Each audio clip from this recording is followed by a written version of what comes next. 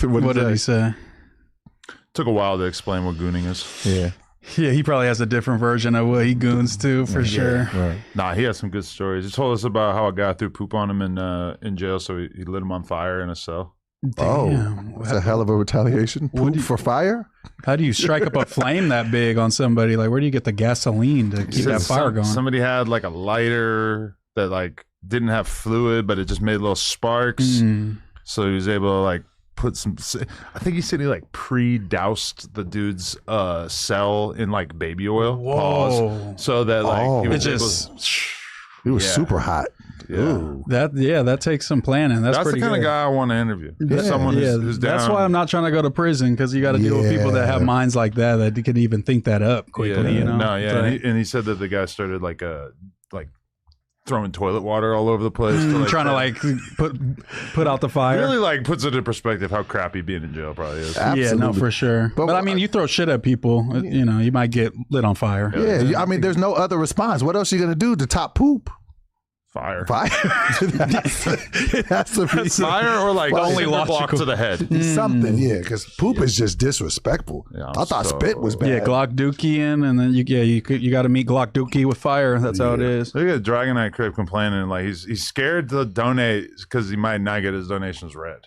Wow. Don't let that stop you. Dragonite Crib, we will always read out your thoughts and whatever you have to offer. They've been politicking on Dragonite Crib as a mod lately. I'm not gonna lie. Because he was just saying I'm going to ban everybody who's glazing moose. Yeah, they're saying he's going a little too hard. Hey, don't make me check the records, because if you're banning the moose glazers, I mean, that's really all we got as a community. Yeah, everybody's going to be going. We're going to come through and blow Dragonite Crib's house up. I already lost a couple moose glazers this week. All right, so I need all the ones I can get. Did you? I got disowned by some podcasts.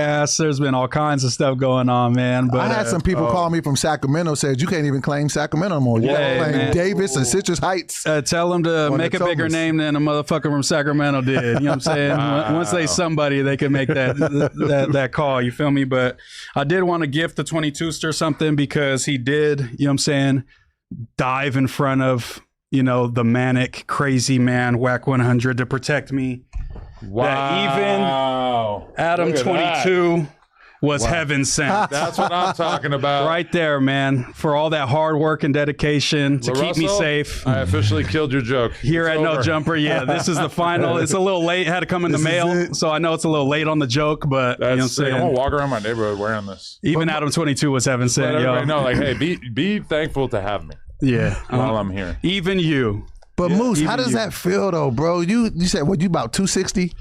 Yeah, 257. You right 257 hiding behind a man that's 230. 40. From a man that's 240. That's crazy. Yeah, but it's just like... You were really like hugged behind him. Nah, I wasn't hugged behind him. I was just, you know, staying in a safe distance. You know, isn't that what we're supposed to do? You know, everything that I do, Doughboy, is based on logic and reason. If it's not based on logic and reason, it's just based on ego and being a man. That's not... Like, I didn't get here doing that type of shit. You know what I'm saying? My main goals is always stay safe, don't die, don't go to jail, don't go to prison. Those are my main staples in life. You know what I'm saying? And it's gotten me here. So the fact that people want me to crash out, there's no possible situation where I take that fight in that room, in that studio, and it works out for me. One, I'm getting J-Reeded. I'm the next J-Reed Alley victim. And then two, all the equipment's broken. Adam's looking at me crazy.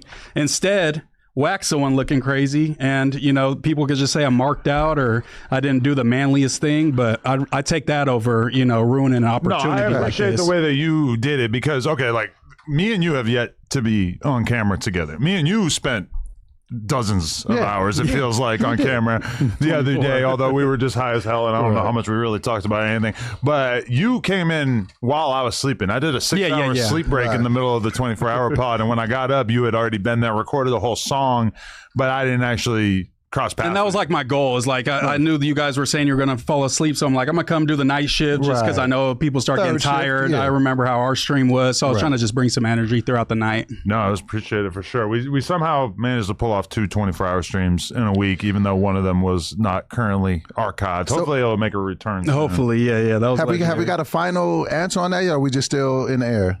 Okay. It's I think basically at this point, we're not going to be able to recover it from the computer, and we're not going to, the file is not just going to process. It's not gonna just pop up one day randomly. So basically, like, YouTube has to like aid us by sending us the original video file, and I'm not sure to what lengths Josh has necessarily gone to try to get it, but that would basically be what would have to happen in order for us to be able to post it, which, trust me, whatever you're feeling, I feel the same way. Like, it stings. The idea of losing a pod, even though we did stream it, so it's not quite as bad as just losing a pod, which I've done a handful of times over the years, it hurts. Like, I want everything that I do on the internet to be archived video wise. Like, even our kick streams, I just immediately archive them to YouTube and everything like that. And it's not a great feeling. I hate it for Munchie and Lush, because I feel like they both shine so much. I'd never seen that side of Munchie. It was so first funny. Like 12 hours of the stream was a Munchie show for sure. That was great. Yeah, but we live and we learn. And it had like 100, I think 12,000 when we ended. So it's we like ended with that many 117. people saw it. Yeah, 120. It can go down like urban folklore. Like exactly. If you was there, you was there. Yeah. Meanwhile, even the one we did on Friday is like we had to split into the 4 parts. So it's like 4 different parts with maybe like 60K or some shit on each of them, which is okay, but it's still, it's like I would like to just have like a massive 24-hour thing. You just go and see. Have the 2 24-hour things at least piqued your interest? Like, there's something here. Streaming, or you still not sold just yet? It's a cool idea, but like financially, it doesn't really make sense in comparison to the amount of work it is. Yeah. Right. You know, like when I was kind of doing my like back of the napkin math, it was kind of like, it's cool, but it's not like, oh, like we do a 5-hour pod and therefore a 25-hour pod is like 5 times as good. Right. It's not really like, I definitely think we should keep doing it, but it's kind of like we need to like, I think when I really like think about the one that we did Friday, it was more of just like an endurance contest of like, how long can we all sit here? We're going to get drunk. We're going to eat chicken wings. We're going to smoke a bunch of weed. We're going to basically like challenge ourselves to tolerate each other. Yeah. Since we could talk about Unk in a little bit, but I feel like that was one of the major hurdles, was just not killing Unk. And I'm really proud of all of us that we didn't kill Unk. Patience. I talked to him this morning. How was that? It was cool. He's going to come on Wildin' Out. Like, he's cool. And I'm actually going to go out there, I believe, this weekend to Vegas and pod with him. See, okay, that's an interesting decision, because you were actually like losing your mind towards the end. Ready to It whoop was, on but then him. once I started to understand, like, that's his character, that's who he is. Like, it's hard to like just let people just say whatever it is. But I learned even today, like, I'm no longer taking what anybody says personally. He on called you podcasts. gay for hours and Called me hours. the And B-word. really got you to the point where I felt like, even though you said that you haven't been in a fight in like 30 years, I really felt like I was going to have to like dive in there. It was good. He was pushing my buttons, and he knew he was pushing my buttons, and I was just like, but I got a lot of self-control, so, you know, plus I'm not that guy, so it was just like, all right, but I'm not taking nothing that nobody says personally. It just felt like somehow we had created a scenario in which like perhaps the goal was to push Doughboy to his limit. That kind of felt like that. It kind of started to feel very like attacked. It's talking about my mental health and shit. I'm like, God damn, have you known? Yeah, have you known lines you won't cross? I was tuned into that live. I was like, wow, they're getting in depth, man. This is definitely not the party vibe I was expecting. I was like, is that what you want to talk about? Yeah. Yeah, I mean, it was definitely a party vibe, but it was just a different party vibe than what I expected, because there was so little to talk about at a certain point. Just like, what are you going to talk about for 24 hours? It's almost impossible. So it just ends up getting to the point of like, let's call each other gay over and over. And that's what happened the first one too. Me and Lush were just saying like queefing out the pussy 100 times and just laughing. It's just like at some point you get delirious, you run out of topics. You just think it's genius. And it's like, it what are you sounds guys really funny, doing? and like 3 people in the chat are laughing with you. Exactly. Like, yeah, it was interesting because it's like, you know, you have the girls come in, and then that like gives you a little energy for a little while, and like and some other girls come on. It's like, oh, I guess we could get like 2 hours of like talking to these random hoes, whatever. I don't know. I definitely like, I like the idea of just doing like long streams in general. I'm just like not really sure if the juice is necessarily like worth the squeeze for the 24-hour thing. Yeah, that's extreme. You was talking about 5 days. What the hell would that look like? But what do you think of like like a 24-hour stream? Like you guys broke it up, but then there's like a new cast every 6 hours or something Right. like that, like a whole new Or some rotation of fresh segments or people and like something, different kind of vibes for the different chunks. You know what I'm saying? You know what I do think it was good for? I do think it was good for team building. It felt like real good, like just being around your people. Yeah, once Lush said that, he was like, "This is the most like kind of together I felt No Camaraderie, Jumper since like Prime, whatever, a few years ago." I was like, "Oh, that's a pretty big statement." I think it would have been even more lit, like if even more people would have came out, like from the No Jumper family, like the Aunt Hefes, the what I'm saying, just everybody, what I'm saying, the suspects. I think it would have been, but we did it, and we did it, and I think it was dope to do it, just because, like, for me personally, especially, like, you gotta look at like No Jumper in terms of like what does it do, and for the most part, we do weekly pods where we talk to each other. There's the news, which is kind of like, the people who are, it's without me. It's like oftentimes that's kind of like where we try out people and stuff, even though there's more established people as well in there. And then we do interviews. So like the three main things that No Jumper does content wise. And then last year I did a bunch of vlogs where I went to different people's neighborhoods in Texas and New York and all over the place and tried to do the more like high quality vlog thing, which is kind of what you've like learned to expect from like the Tommy G's and the Brandon Buckinghams and whatnots of the world. And I ended up feeling like, although we put together a lot of content that I was pretty proud of, that it just feels like the vlog thing is just kind of not what it once was. So this year I've really been trying to like experiment with streaming more and just what that looks like in terms of us doing a lot of different things streaming wise. And it's dope, but it also is kind of like, I don't know, it's just sort of, I got so many thoughts. I got a lot of messages. I get a lot of messages on like a weekly basis telling me to tell you to do more kick streams. People love that's like one of my most DM thing is like, yo, tell Adam do more kick streams. Everything we do though is like live stream, kick and YouTube at the same time, just for the hope, the goal. Like while we had 4,000 people on the YouTube stream during the 24-hour stream, we had like 100 on kick. I didn't know that. I didn't know it was multi. Probably it was higher at other times, but like, I mean, we multi-stream for the most part, but like doing the IRL streams, I think that's what they're referring to. Yeah, like what does a 24-hour version of that look like? We did the Sigil Cult one, we did the one where we hung out all day, and then we went to the King Pill fight. That was a good one. It's like, and what's interesting about it is that it creates so much content for us to talk about on the podcast that even if it's not like immediately profitable, especially given that you have to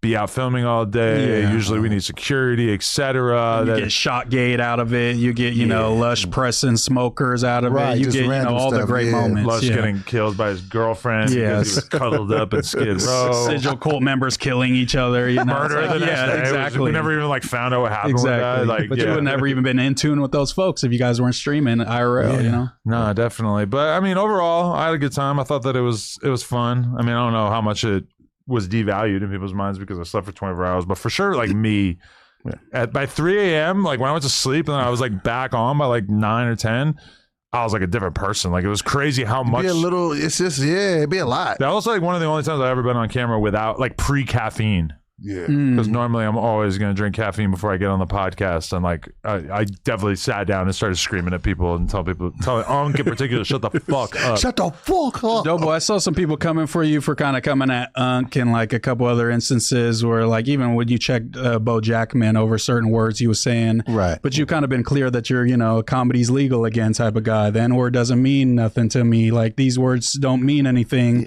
but then you kind of like certain words to you do mean things, and then you trip on people.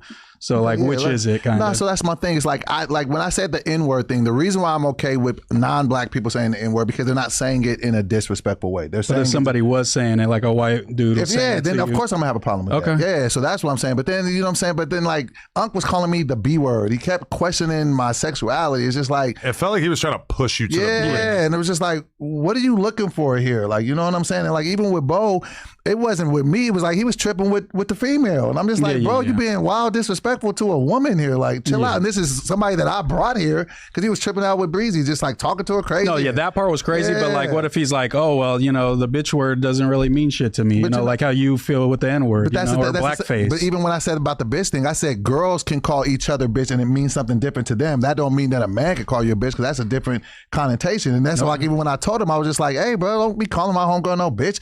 Oh, what a Breezy nigga, don't call her that. Like if I'm telling you this is somebody that I'm here with, then just chill out. I'm not asking you to call her Queen Elizabeth, but maybe nigga, just you her ain't gonna name. disrespect my homegirl. Okay. Like, yeah, so it was just weird. Interesting. And then I found out this is another reason too. I want to address this too. So you know who's talking crazy about me? Who? And this just threw me out the fucking loop. Smacking T-Rail. What'd they say? They said Really? I'm over here dick sucking because I got the tattoo. Oh my god. And it's just like, bro, and it just threw me off because I actually met T-Rail and he was cool. Yeah. I met him at, with Nick Cannon and shit. So He has 22 derangement syndrome. So anytime anything involving me or no jumper comes up, he just jumps out the window and starts contradicting things he said in the past and everything like that. And they were just like trying to call me a goofy and shit. And it's just like, oh, well, why would he go from wilding out to over there? It's just like, first of all, you don't even know me. You don't know nothing about me. And you're just talking crazy about. That's why I said, you know what, I'm no longer taking this shit personal because this is why, like, you know what I'm saying? You're just saying things just to say them. Like, even if you didn't agree with me getting attached, just be like, oh, that's crazy. You ain't got to say,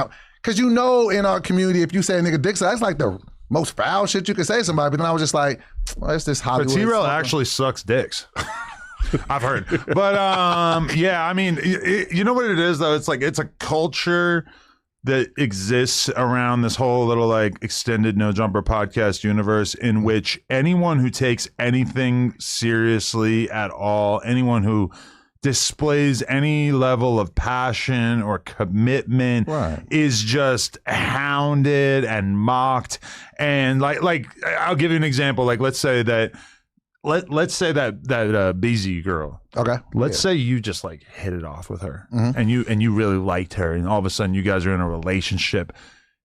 Can you imagine a world in which the people in this extended universe would actually just be respectful of it? No, they are going to find a way to devalue her, to label you as some sort of pathetic simp, to label her as some kind of whore because they're going to find a picture from 5 years ago of her in a bathing suit. You know, it's like they just like everyone, and it's not just them. It's just like everybody in this universe, in particular the people who are basically reaction channels where it's like no matter what they happens, have to drag it out. They have to turn it into something cynical and negative. And that's why I kind of like advise people, generally speaking, like if you have something that's really, really important to you, just kind of keep it out of public view. Keep something for yourself. Like with Lush, like I wouldn't fight with my girlfriend and let everybody on the podcast know that I was fighting with my girlfriend. If I am fighting with my wife, I don't really bring that to the podcast. Let's say like my kid was having some sort of developmental problem or like was acting crazy in school or whatever. It's like, I'm not going to bring that kind of stuff to the podcast because everything that you bring to the podcast, like of yourself, is just going to get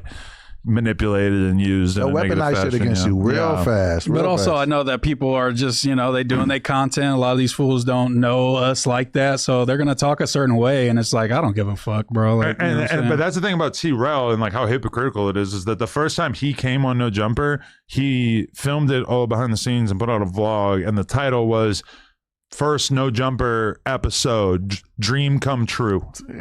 So like this was actually his dream come true, and for the last 3 years he's been forced to do nothing but ruminate on how probably the biggest mistake that he ever made in his entire life, besides not responding to the lawsuit that he got sued for millions of dollars, was leaving No Jumper. Like he would still be a relevant content creator, and instead he's toiling away in obscurity because of the fact that he left at a time where he didn't necessarily have the leverage to leave. He thought he did. And look how that worked out on him. Look at how being a cynical, negative psychopath worked out for him. And then and I would say that me and Doe are kind of coming with that T-Rail approach. Like we're coming, taking this opportunity serious. We're appreciative for this opportunity, and we're going to go hard in the paint to try to make the platform as good as possible while we're here. And I see all these people talking shit about that, but look at T-Rail. He's, the best podcaster out of that group that came from there, and he came with the approach where I'm going to learn as much as I can, I'm going to go as hard as I can, and I'm going to try to make the best content I can. And it's like,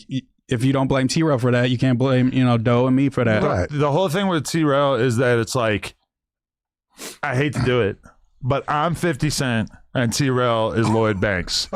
And when you know, or any G Unit member. Let's be real. Like, they were more powerful as a unit. Not Young Buck, because he's zesty. But shout out Young Buck. But like, I'm just saying, like, you know, there's such a thing as having a powerful team that creates something that is greater than the sum of its parts. Right. And I feel like when you look at everybody on No Jumper now, everybody to a certain extent gets that. And I think that when those dudes were on the channel, they really kind of like took that for granted, and also started to envision themselves as being, you know, capable of being the star of the show, whether it's AD or T-Rel. They really felt like, oh, No Jumper doesn't matter. And it's actually almost exactly like what's happening with Boosie and Vlad currently, except for the fact that Boosie is so much more capable of getting views and being popular on his own, and just legendary in general. I mean, honest to God, like I will bring this up right now just because I noticed this on my subscription tab. Because I saw the new Vlad tweet about saying, you know, the Vlad TV platform is bigger than me and anyone that's ever appeared on it, which, you know, that's a good point. I would say that's a good point. No, totally. But like right now, okay, they're off. But like I was just noticed that like AD was live prior to us getting on stream for an hour and a half with like 650 viewers. Do you think that he would have left No Jumper if he was averaging 650 viewers? No, when he left, he was averaging like 4,000 or 5,000 or whatever it was. Like he was going crazy. It's like caffeine deals over there. Yeah, I know. And it's like, I mean, it just feels like people are so offended by the notion of being part of a podcast conglomerate, even though realistically, it's like, what does No Jumper hold anyone on No Jumper back from doing? Exactly. Everybody's able to do their own content. Doing a whole podcast on No Jumper takes you out of your crib, including driving time for what, like 4 hours or whatever. It's like max, really like not that much. And it's like, but at the same time, there are so many people in this extended No Jumper universe who clearly like are not really wanted here. They wouldn't really be able to get a job. So they just have to dump all their time and energy into being reaction channels and just criticizing. And it's like, I have long since learned not to care about it. But sometimes I do kind of feel bad for the people on the platform who maybe aren't necessarily accustomed to what that looks like. Yeah, it just irked me. I was just like, damn, man, like I ain't never said nothing negative about these guys. Like, you know what I'm saying? Because, you know, T-Rel, he kind of goes out of his way when he talks about No Jumper. He'd be like, oh, them new niggas, they not doing what we doing, what we used to do. And I'm just like, bro, don't talk that competitive shit with me because, bro, like, we really do this shit. Like, you niggas pod for 2 hours twice a week. Nigga, me and you just put up 40 hours last week each. Come on. Like, it's a different type of situation. I don't know if they just... And I hate to like get like involved and like getting wrapped up in my ego. I'm like, nigga, do you think that I'm just... And let me ask you this. I don't understand what the biggest thing about why people have such a problem with how I rock with you. I'm just like... I am a fan of the nigga. Like, what is the problem? Like, is it jealousy? Is it bitterness? Like, what is such a big deal that Doughboy enjoys collabing with Adam 22? I think he's a fucking great podcaster. But in this universe, it is so the norm to not like give anyone their flowers, to not ever treat anybody like they're actually good at anything ever. Right. So it's like something that on paper would seem like pretty obviously positive, which is like, oh, you won this contest on a live stream to be part of No Jumper. Right. Everybody on the team likes you. Everybody thinks you're talented. And then now you have a podcast with me and Moose and shit like that. Like, seems like a pretty like obviously positive like opportunity. And then somehow like people have to frame it as being like a negative thing. But also like in terms of you guys, like, I mean, I feel like I've always been polite to you guys. I've always been cool. I'm not trying to like stop you guys from you were doing literally anything. Human shield for me, you know. Well, okay. That's pretty nice. You took it to a different level right there. Right. But you know, it's like all these things, it's like, you know, I don't feel like I've given you guys any reason to like, you know, be salty at me or to like not consider this a cool opportunity. But extending that to T-Rel, like when he was still on the podcast, when AD was still on the podcast, was like same deal. Like there wasn't any like real thing that happened that made sense for them to be angry about, and that didn't stop them from like painting themselves as victims because it gave them some kind of like opportunity to create a narrative that people would latch onto.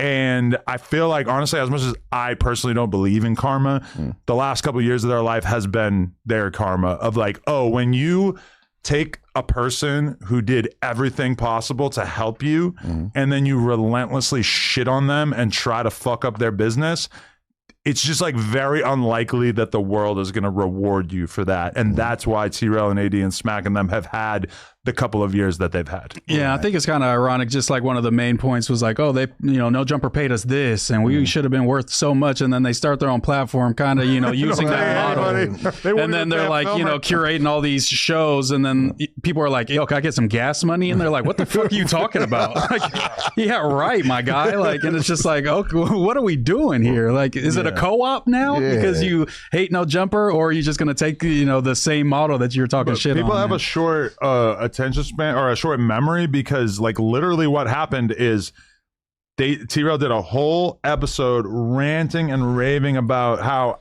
I was only paying him $250 to do an interview or whatever the fuck it was.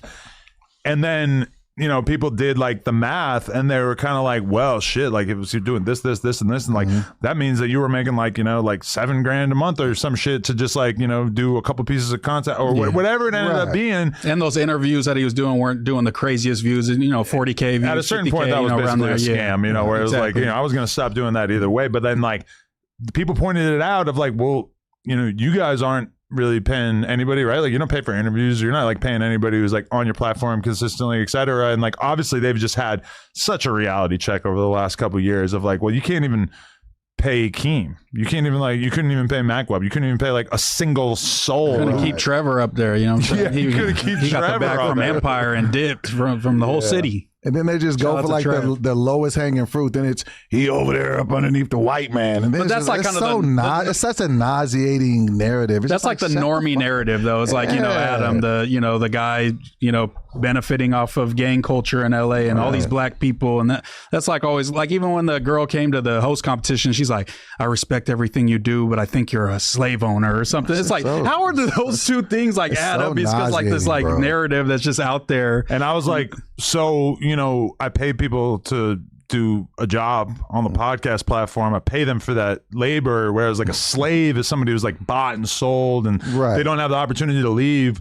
And so I'm like, so how am I like a slave owner? It feels a lot more like I'm just like a business owner. It's just so easy. It's just like deer in the headlights. Like she had not considered that I might say that at all. And I almost felt bad for just like immediately just like rendering her entire argument useless. And she starts kind of like relenting and being like, well, I do like the platform. Yeah, that was a little weird, but shout out to her. Yeah. But that is pretty dope just because like you would think that being a white guy and being called like a slave owner would be like a pretty bad outcome. Right. But in that moment, it's like, well, like, you got to have a little evidence. You got to have a couple of bullet points to back it up. Yeah. People just be saying shit. And that's what I learned too from that shit with Unc. I'm like, man, sometimes people just be saying shit. You just got to especially during a 24-hour stream, you literally have to say shit. Learn about it. Man, I don't know. Like the main thing with me and Unc is like I recognize that he's talented and that he has an ability to maintain an audience and that there is an audience for what he does. Thanks. But at the same time, I feel like if I were to do more than like a couple hours of podcasting with him throughout the course of the average month, that I might actually have to put the chrome to my dome. Punch him in the face at least once. No, I'm not going to hurt him. It's like I will take my own life before I hurt him. Out of here. He just like, I would, there was so many times during the podcast where I felt like we were having like a pretty decent discussion and getting into something, and really maybe he deserves some of the blame for like the fact that we just talked about being gay the whole time, which he was also one of the people talking about people being gay and accused of being gay. Yeah, but it's on his mind a lot. But it was just like he would just say the most ridiculous, nonsensical thing ever, and then we would just be like, "Fuck!" Like you just ruined it. Like we just had a whole conversation. On the phone, he was ad-libbing. I think I've diagnosed it. I think what he does is he gets really caught up in that character and he doesn't know when to scale it back a little bit. But you know what it is too, is that he can't stand not being all up in the mix. So if you start talking about something that he doesn't like feel like he can really engage with, then he'll just start like dancing or like doing the weird thing of like looking at the sky. That's literally what he did when I popped up. Yeah, because he started talking about something. He's just literally like shuts down. They're like, yo, what's up with you, Unc? He's like, y'all talking about something that I don't know about or I don't give a fuck about. And then he'll go off and make it about God and the gays. He put on some headphones, was just listening to music, you know, and or singing. like think about some of his arguments he was trying to convince us of. Like if you have sex with a woman, that shows that you don't really respect her. Yeah, it's like, and I'm sure I want to hear that argument for like 24 hours. It was very feminist of him. Right. He was all over the place. I'm not having sex for you, and there's no wrong and no right. All right. But then you get it because we bring all the girls on the podcast, and like they are kind of into it. They're kind of like, oh wow, like he has such a good point, and I'm just looking at the girls like, oh, this is why nobody respects women. This is why pimps exist. That's why I respect women, but most of y'all don't. Yeah, he was going hard on Astra too, saying she was like a hoe and all this shit. Oh, that's the one. You didn't even see. Did you see that part? It was awkward. When he pulled his pants down and started yelling and banging on the table. What? That's when I was giving him that bow energy. Like, nigga, weird. What are you doing? I watched that. He was yelling at her and pulled his pants down and was just, and she wasn't even talking about sex. Like, all you want to do is talk about sex. Look how you dress. I was just like, bro, calm your little ass down. He showed the draws and the thighs. It was kind of crazy. Astra is hot.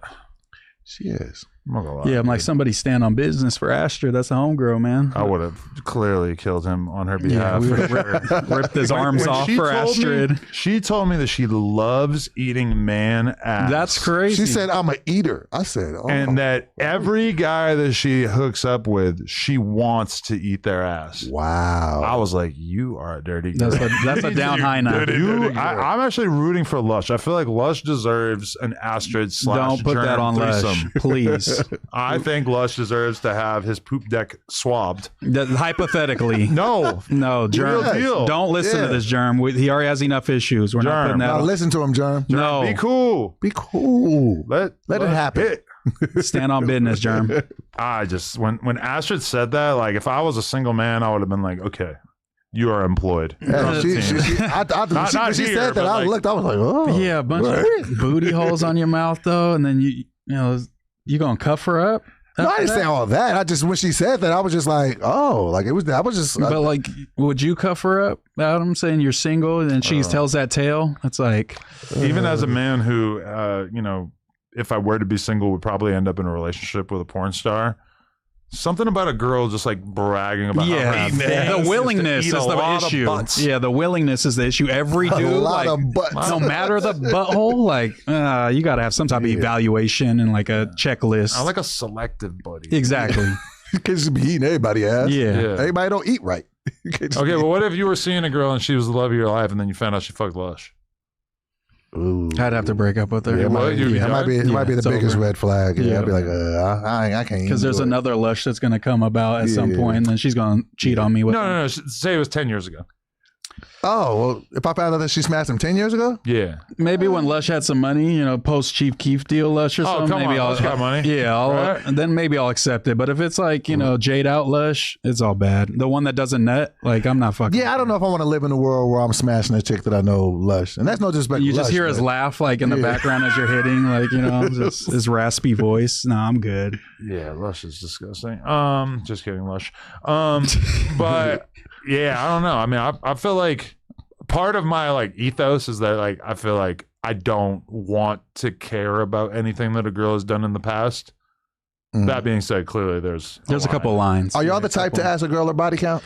Not body count, but you could kind of just tell by talking to a woman if she's like, been around or not, or the extent to which she has, I feel like. I feel like I just don't want to know. Yeah, I never asked that question. It's not something I'm just like. Unless you fuck some of my homies, like, that's a little. I don't ever want to be in a room with somebody that smash my chick. I'll be like. And they're just like, I at least give them a side hug and shit. Yeah. And you're like, oh, you dirty motherfucker. Like when I first got with Lena, I didn't want to know about body count. I just said, I need to know any famous person you fucked and anyone that I know that you fucked. And you feel like she was truthful? Yeah. 10 years later, yeah, I think so. Okay. But I mean, I just, I don't want to be Because it's like if somebody else has to be the reason why I found, like if you tell me right now, I'm not going to care. But if I have to find out through somebody else, this is going to be a problem. Yeah, because then that means everybody's like laughing at you and shit. And like, that's weird. Yeah, no, for sure. You got to. Standing on the outside of an inside joke. I don't like that. That'd be all bad. Yeah. Not with your high now. Definitely. So, okay, before we talk about the moose whack epidemic, I would like to kind of acknowledge that I feel like, you know, the 24-hour stream is probably like a pretty good excuse for it and everything. We kind of haven't done like a real podcast in like 2 weeks, but it feels like we kind of are losing sight of the original mission of this podcast because we did not preempt any topics really. And like the Michael Jackson movie, as much as like I had like a very limited window of when I would have been able to see it, but like that would have been such a logical thing. That's the perfect thing that we should be talking about today. And instead we brought it up on like Sunday night instead of like, you know, Thursday night or whatever. So like that kind of stands out to me as like, I do want to like kind of get focused. No, we got to keep focused on the Monday show, even through the 24-hour, even through all the debacles. You know, we have to stay focused. Because I was thinking that too. I'm like, damn, we ain't even made no topics, and then I seen you added a bunch, so I try to go through Twitter and find a couple to throw in there too. Like, we can't have nothing. You know what I'm saying? Yeah. Just like it feels like that is what is going to separate us from the other pods on the network. But you know, also that's kind of like a weird thing is that I feel like by doing multiple 24-hour streams in 1 week, that it felt like it kind of like devalues the other content in a way. True. Because like a spectacle of it all. Well, I did notice that the No Jumper show that we recorded on Tuesday and then we released it for non-members on Thursday has like 64,000 views, which really stood out to me. I was like, whoa, that's like the lowest that I think the Tuesday show has done in like 6 months or like a long ass time. Okay. So that did kind of make me think like, oh, okay, like maybe by absolutely flooding the timeline with all this content on Monday and Friday, maybe we're kind of making it just like less interesting for people. No audience fatigue. Well, one's like super live. You're seeing everything right as it happens for 24 hours straight. And then they're like, okay, you give in an episode that was recorded a few days ago. Maybe the things have been spoke on a bunch on these streams. And it's just like, the interest isn't going to be as high. I think the best idea maybe just like maybe do it once a month and on a day that kind of is separate from the, you know what I'm saying? The Monday once everything's kind of out, maybe like a Saturday, or something like that. That's away from the rest of it.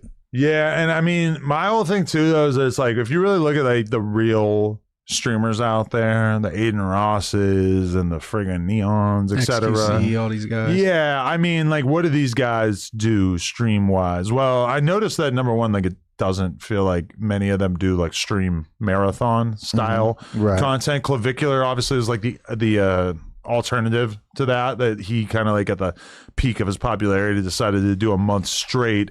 But like, I feel like most of these guys, knowing that the game is kind of about like getting viral clips, and also like just having moments that draw in a lot of viewers from getting celebrities on there or doing things that are really interesting, etc. It does feel like the 24-hour model is just maybe like not what it used to be in the sense of like, I know that like some of our hardcore audience, and let's be real, like the fact that like 3,000-4,000 people were watching this shit at like 9 a.m. on fucking Saturday morning is pretty miraculous. Crazy, But it definitely kind of stood out as like, oh, like maybe that's not necessarily the thing. That's like the Ice Poseidon-esque fan kind of, legion that's like they're down to see the shit show for as long as you guys could endure. And then, there's the majority of people there on the internet that are just trying to see those clips. But the subathon kind of format is definitely burnt out. I feel like Kai Cenat just set the bar, and those type of guys are just setting it with all this production, and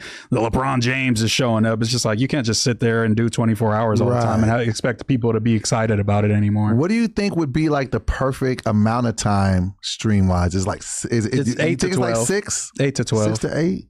I mean, on the No Jumper show, we've like almost never gone past like 4 or 5. Okay. As far as like, I mean, honestly, it's just like, do you have something that's interesting enough to justify it being that long? Right. It's kind of like the main deal. But I would say, like, for streamers at least, it's like definitely like 8 to 12 because that's their work day pretty much every day. Right. XQCs, the Hassans, the Destinies, they're putting 8 to 12 every day, no matter what, pretty much. Yeah. The weird thing about it, honestly, was just the fact that it didn't really take much away from my routine or my day-to-day life because sleeping for 6 hours next to Crip Mac was totally fine. After You slept that. for a couple hours next to me too. You did. It was like a little jail cell. Me, you, and Crip Mac, 3 obese men Going in and out, in and out. It was weird. Like, as I was going to bed, I was like looking at Crip Mac and just thinking, like, this is so not a big deal to him because he's spent so much of his life imprisoned. He was sleeping like a baby. He was knocked out. He was out like a light. He's a cute sleeper. Yeah. Well, He's like you should let him know that. You should tell him I will tell him that. He's like he's actually really cool. He's cool. I like it when I meet people that I'm a fan of and they exceed my expectation of how cool they are. He's cool. I What like him. surprised me is he's just like more together than I thought. Yeah, he's able to just, he's He a knows pretty what he's normal doing. guy. You Yeah. know? It's interesting you say that because he was like attacking Unk pretty frequently throughout the podcast. Maybe you didn't really. No, yeah, I saw those clips, but it's like, it seemed like Unk deserved it, so that's still pretty. You know put what's together weird? guy. He threw water on Unk when he was sleeping. And he Unk just didn't stayed even wake asleep. up. Yeah. How's somebody He throw woke up water for on a split second, then he just knocked right back out. And Unk slept right here. Yeah. Right? Like, all them peanuts? It was all the peanuts. Oh, I boy, think listen. all the peanuts made him sleepy, I guess. There was a couple of moments where I was just like, man, just hit this nigga. I was just like, just hit That him. would've been fire, I was like, too. no, man, don't. Then Because he he was left a trying. bunch of peanut dust on the Bro, carpet. but shout out to It was the- crazy. the people at home probably have no Who idea how vacuumed that up, disgusting man? was. They need a bonus. For real, it was hella peanuts in that motherfucker. Yo, it was like, I can't even imagine that the vacuum would have been able to get it I know. out. What easily. kind of vacuum you guys got up in here, Industrial man? strength, yeah. Yeah, no, definitely. Okay, and so I guess we also have to talk about how exactly the Wack incident went down. So first, I would like to speak on how our conversation went down in the lead up to it. I was definitely the mastermind of this idea in the sense that, Wack had made it clear that he was down to do a podcast with Doughboy. I told Moose, I'm like, don't worry, just pull up, it'll be good. He's not going to do anything. I'll make sure he doesn't do anything. It'll be good. Moose pulls up, hits Wack with like The death stare. a little bit more of an intense vibe than maybe like any of us really expected in terms of just staring at him and sort of like, I forget exactly what you said, but like you were like, I'm here. Like I think Wack's guiding principle is really like he wants everybody to be scared of him. And he wants everybody to show him respect. Yeah.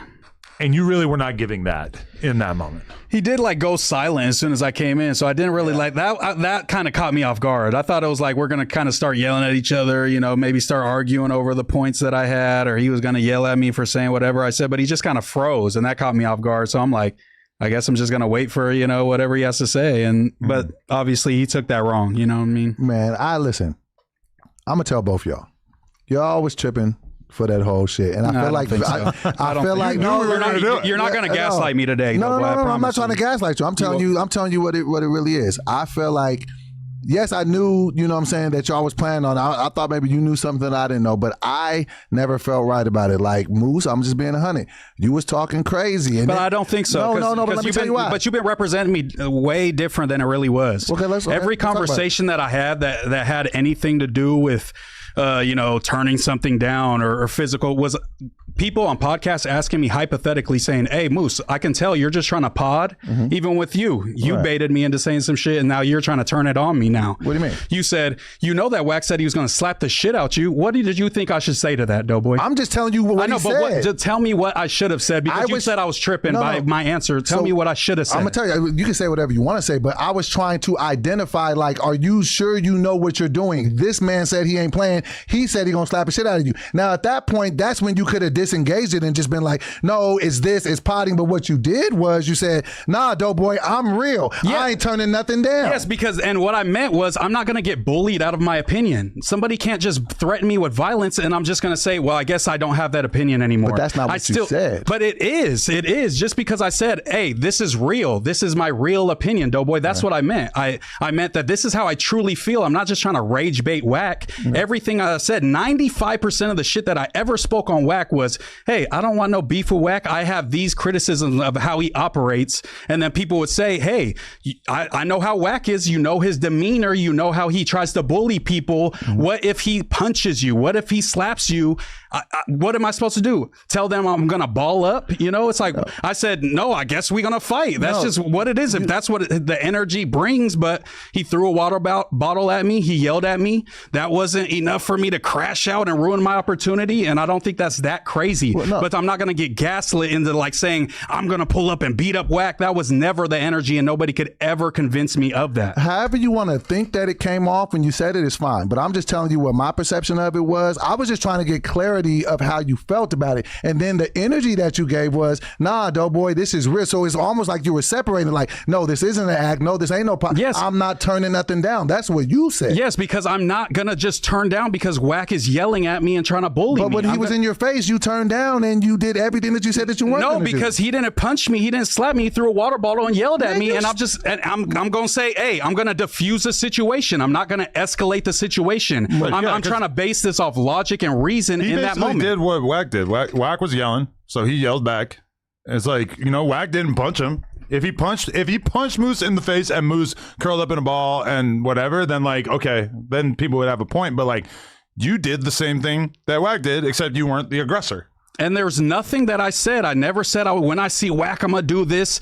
You guys keep trying to paint me as if I was saying like, I'm going to get Wack when I see him. No, that Wack is unreasonable in this situation, no matter how you try to spin it. And when he had the conversation with Adam, it was the same thing. He had to find reasons. He had to say that I'm Mexican. He had to say he had beef with. He had to say his homies kill Mexicans. He had to go on this racist tirade to justify him tripping on me because at the end of the day, he didn't have a good reason to. Okay, what is he saying that's wrong? I would love to know. Okay. You antagonized that man. You talk crazy about him. You didn't know him. Once he vocalized he don't know you and he don't mess with you, then at that point you should have just left it alone. But you did what you did and you kept it going. And then niggas make it seem like he's the bad guy. Wack was not wrong in the situation. Wack was 1,000% wrong in that situation. Yes. Okay.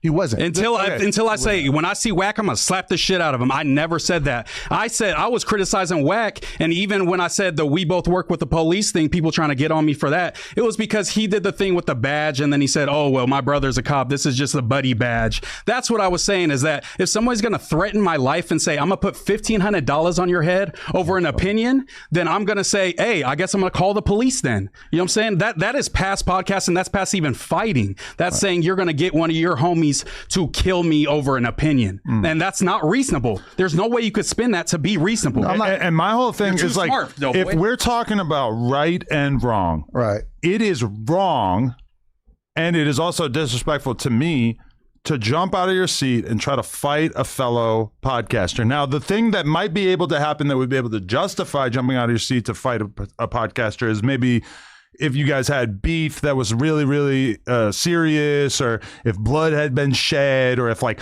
really direct threats had been made, or maybe if Moose Man presented himself like he was like some scary gang member or some shit like that, which from my perspective, absolutely none of those criteria is met. So from my perspective, I don't understand how anybody could ever sit there and say that Wack was in the right when Moose Man came peacefully, clearly was intending to have a podcast, and then Wack jumped out of his seat screaming and, you know, seemingly was going to fight him if I wasn't standing between him or if it didn't get broken up. Like, I don't understand the mental gymnastics that you have to do to be able to present Wack as if he's in the right in this situation. And Wack asked me, he said, do you got a problem? I said, no, Wack, I'm here to podcast. Yeah, what does that mean? As if it wasn't already literal. So enough. honest question.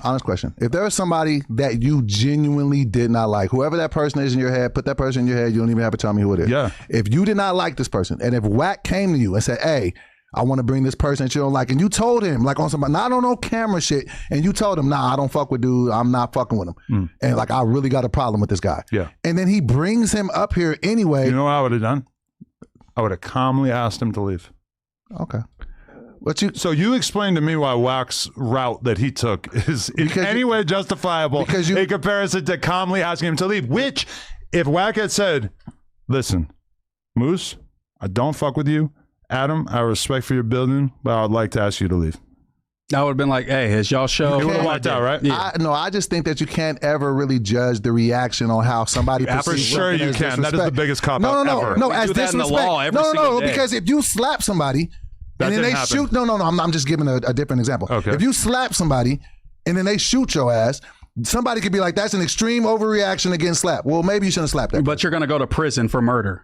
I'm just giving an example of you can't tell somebody how to react. I know, but in society, we absolutely do because there's laws that we say, hey, you can't react this way. It has to match the level of force. That did not match the level of force when I'm saying I'm trying to do a podcast with you, and now you're saying I'm going to put $1,500 on your head to get you killed. But I think if somebody tells you, you're too reasonable to have this stance. I'm very reasonable. But what I'm saying is, if a man tells you, your judgment, if a man tell you he don't fuck with you and he don't want to rock with you, and then you still pull up, he don't, like I said in the other podcast, y'all don't know each other. He don't know if you playing. He don't know if you just. Adam knows me. You talk about Adam. I'm talking about Wack. Adam's not going to bring somebody in that's going to kill Wack on the podcast. Right, I wouldn't have done that with Comparator, which you ain't been around for a while. But like Comparator and him have that low of actual neighborhood beef, where and Comparator came on here and said a term that disses Wack's. I know. That is something that I wouldn't have done because. As much as I don't think Comparator is some killer or whatever, it's like that's a serious beef. That's real shit.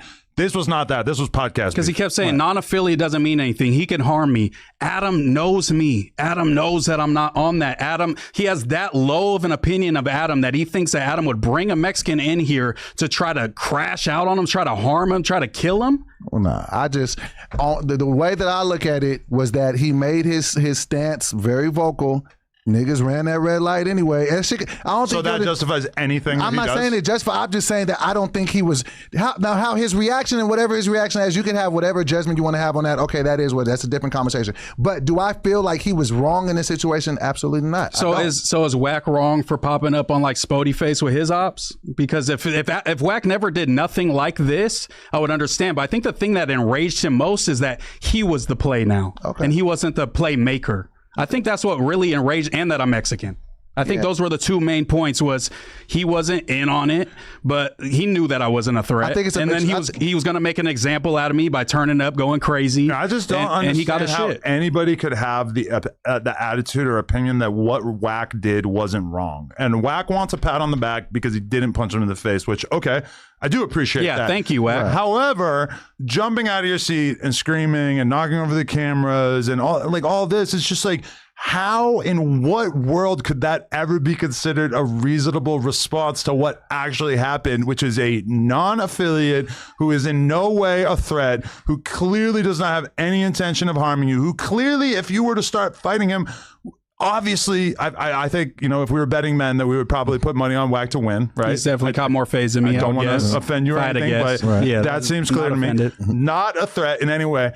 I don't understand how any thinking sentient being could possibly have the opinion that Wack doing that is okay. In fact, I feel like if we were to poll 1,000 people who don't know Wack 100 and ask them what they think about that situation, that you would probably struggle to find one person who would say that the person who jumped out of their seat and was threatening to beat up the other guy is not in the wrong. Well, I just think that to quantify... I'm gonna be real, I feel like you're doing mental gymnastics because you want to stay on Wack's good side. I don't. I have so much more of a reason to stay on Wack's good side, and I still have to come on here and say what's right and wrong. He can't be honest about people that he likes. It's not even about it. Why every time I give my opinion, people think I'm like dick riding the because it's not making logical sense. That's no, I'm not compromised. I just know that he said what he said, and then the situation went how it went, and I just don't feel like he was wrong. But even what you just said right there doesn't really address the fact that like trying to fight somebody in a workplace who's in no way a threat to you is just really, really inappropriate. And face to face, he said, "Do you have a problem?" I said, "No, Wack. I'm here to criticize your podcasting." I think the easier way to find the landing point would be just to find wherever you would feel disrespected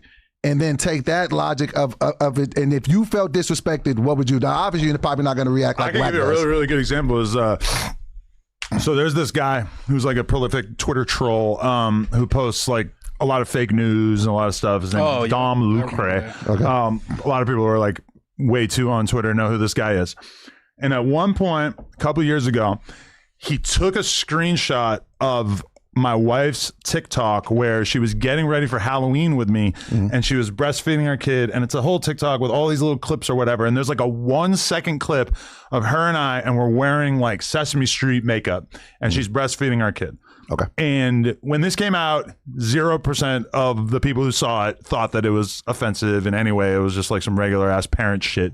And so this dude screenshotted that one part with the breastfeeding and posted on Twitter and said that my wife was selling this porn in which she was breastfeeding her daughter on her OnlyFans.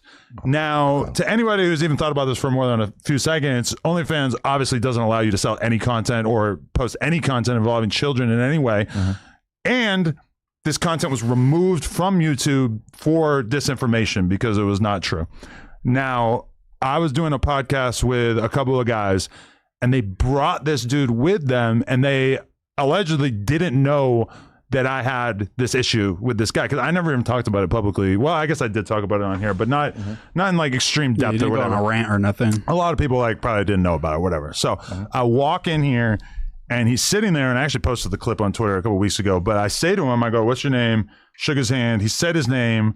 Immediately, it kind of clicks in my head, and I'm like, "Wait, that's you?"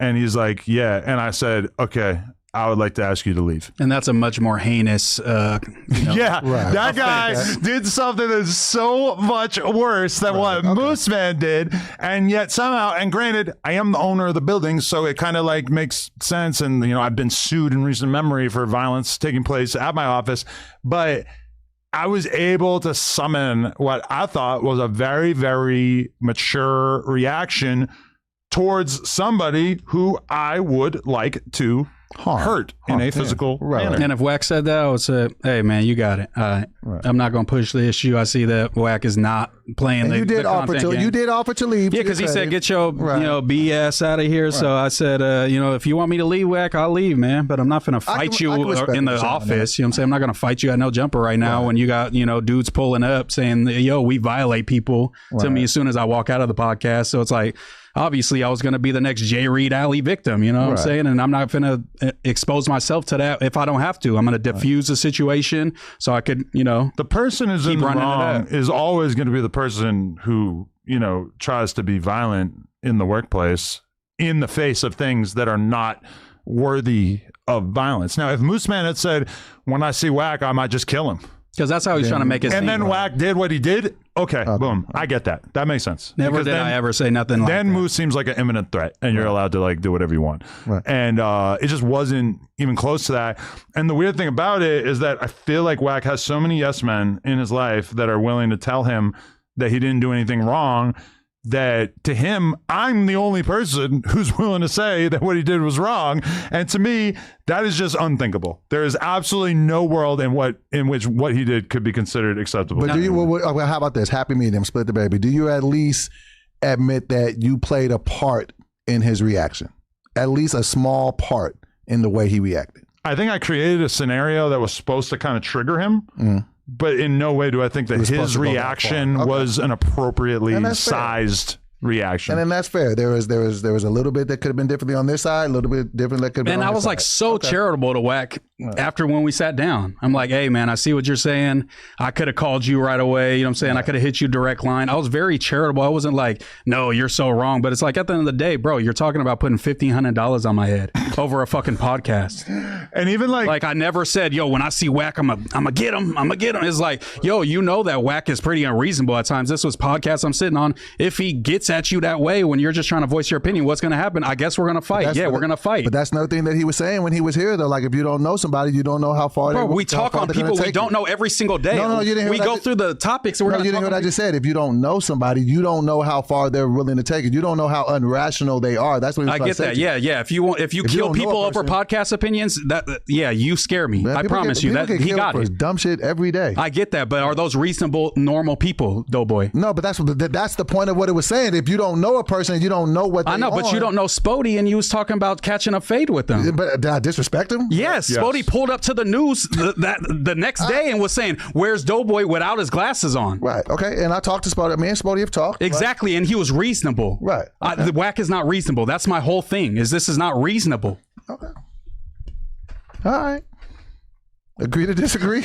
Yes. But you can't really still agree with what you were originally saying, right? No, I see what you're saying. That's the thing in a conversation. I can hear what you're saying and be like, you know what? I see what you're saying. I can see how a logical person in the moment, okay, cool. I can also see that had this situation not been created, he probably wouldn't have reacted like that. So I can see both sides of it. And if Wack didn't run plays, just to argue, like I hear what you're saying. If Wack didn't run plays, I would have way more sympathy. If the Wack was just like, not popping up with people on podcasts the same exact way, I would understand. But when Adam brought that up, he just said he was going to knock Adam out too, and that just shows the level of unreasonableness I think that we're dealing with. And Wack got it. I won't criticize him if he's willing to put $1,500 on my head over it. It's all good. Wack was like being so, and I know, and like ultimately keeping you away from Wack is like whatever, because we're used to everybody stays away from Wack. We already have to the list. We have this policy for like the vast majority of the No Jumper hosts that we have to avoid them being anywhere near Wack, and so that's not really like anything new. But like when we were on the phone, like early in the morning on Saturday, we had just this insane conversation where he's saying like, Adam, if I wanted to hit Moose, you couldn't have stopped me. I think that's true. And that's probably true. Most definitely. I'm like, but I did stop you, or like, but you did stop. And he's like, well, you couldn't have stopped me if you wanted to. And I said, but you stopped. And it felt like I was the only reason that you stopped was like out of respect for me or whatever. For the respect, not because he thought you were a tough opponent. It's because he has respect for Adam. And this is my weird whole thing too, is that it's like, all right, so like Lil Jon and fucking Baby Cube and Rob are like Wack affiliates that anybody who's like really knows about Wack knows who they are. These are serious dudes. Yeah. They came up to me after the pod. They say, hey, man, we really violate people. Then they seen Wack. Wack was chill with me at that point. Obviously, he doesn't fuck with me still, but at that point, he was chill with me. That like those guys that it wouldn't be beneath them to fucking beat you up for something that you said on a podcast, like as if Wack couldn't handle that duty on his own. Yeah, I think as if Wack there needed to be a bunch more guys here to help take part. I mean, it's just like, it's just so silly. And I feel like I'm being asked by people to like have a lot more sympathy for that viewpoint than I'm willing to actually have. Because again, like I try to be as logical and reasonable as possible. And to me, ultimately, the person in the wrong is the person who starts the fight, not the person who talked shit that maybe led to the fight. And listen, people are free to fight wherever the fuck they want all over the world.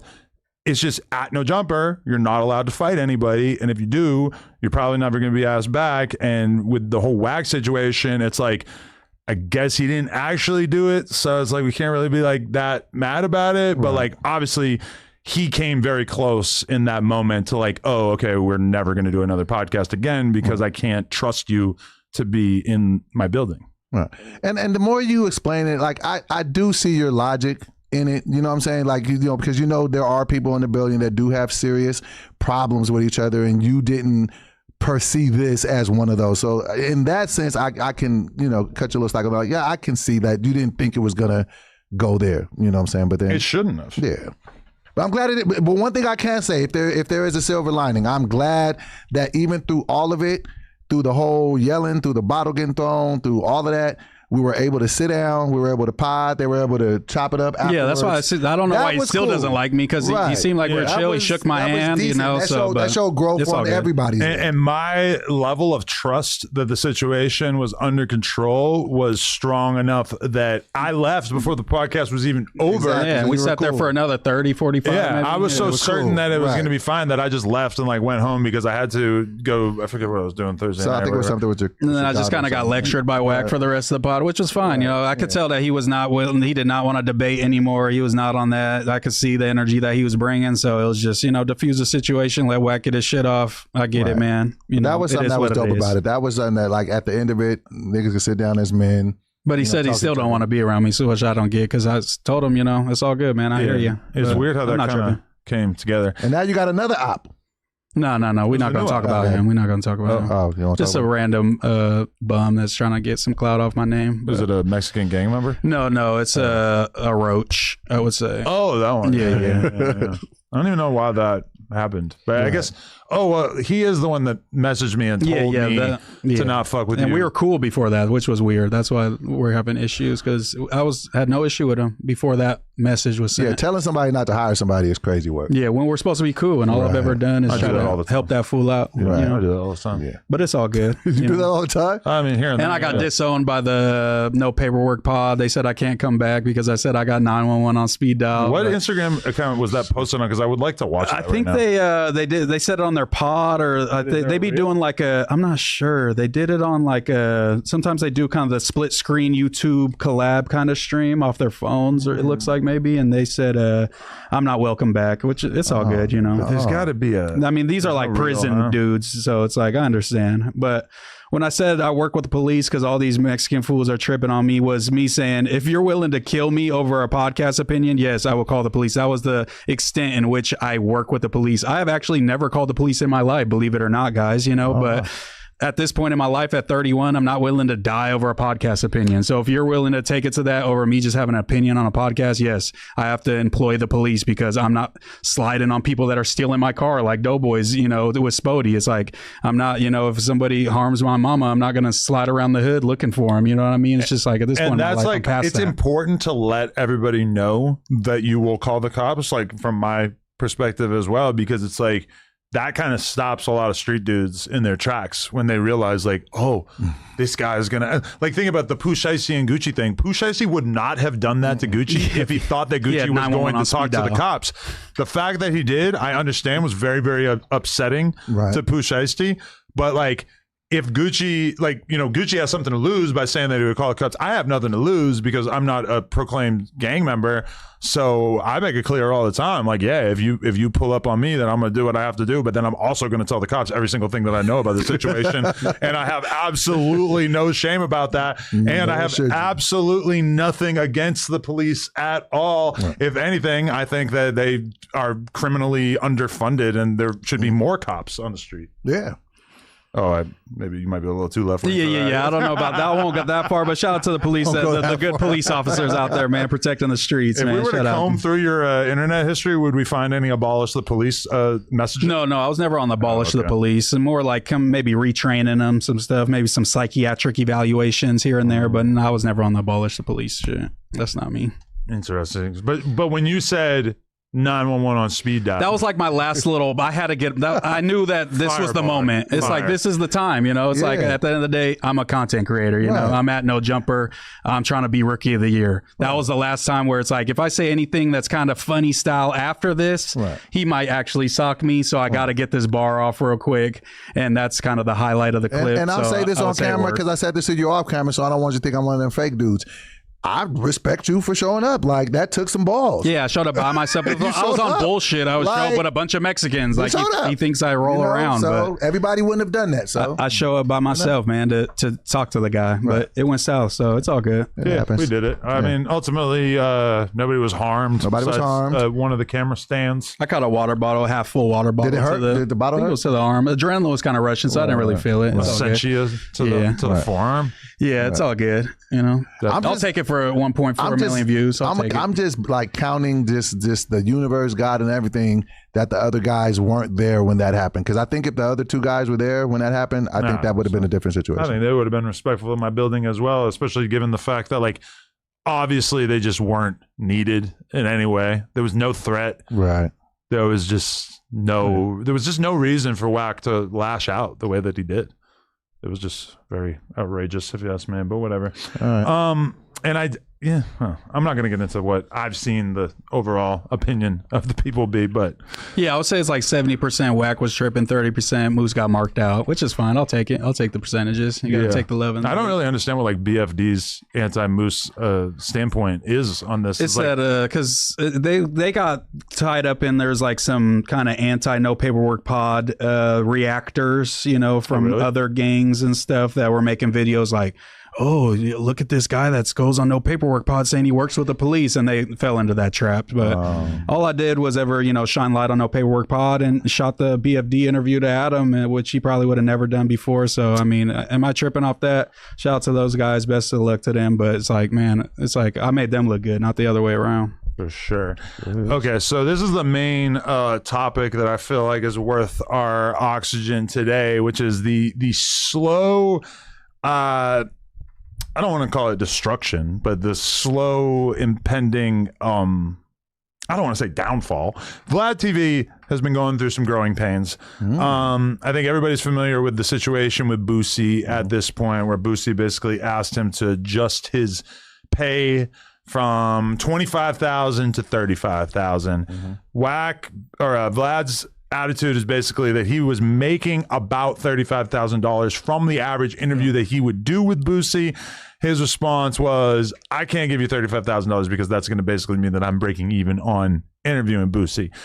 He tried to offer Boosie an additional, or I think Boosie was trying to get an additional $5K so they would meet at 30.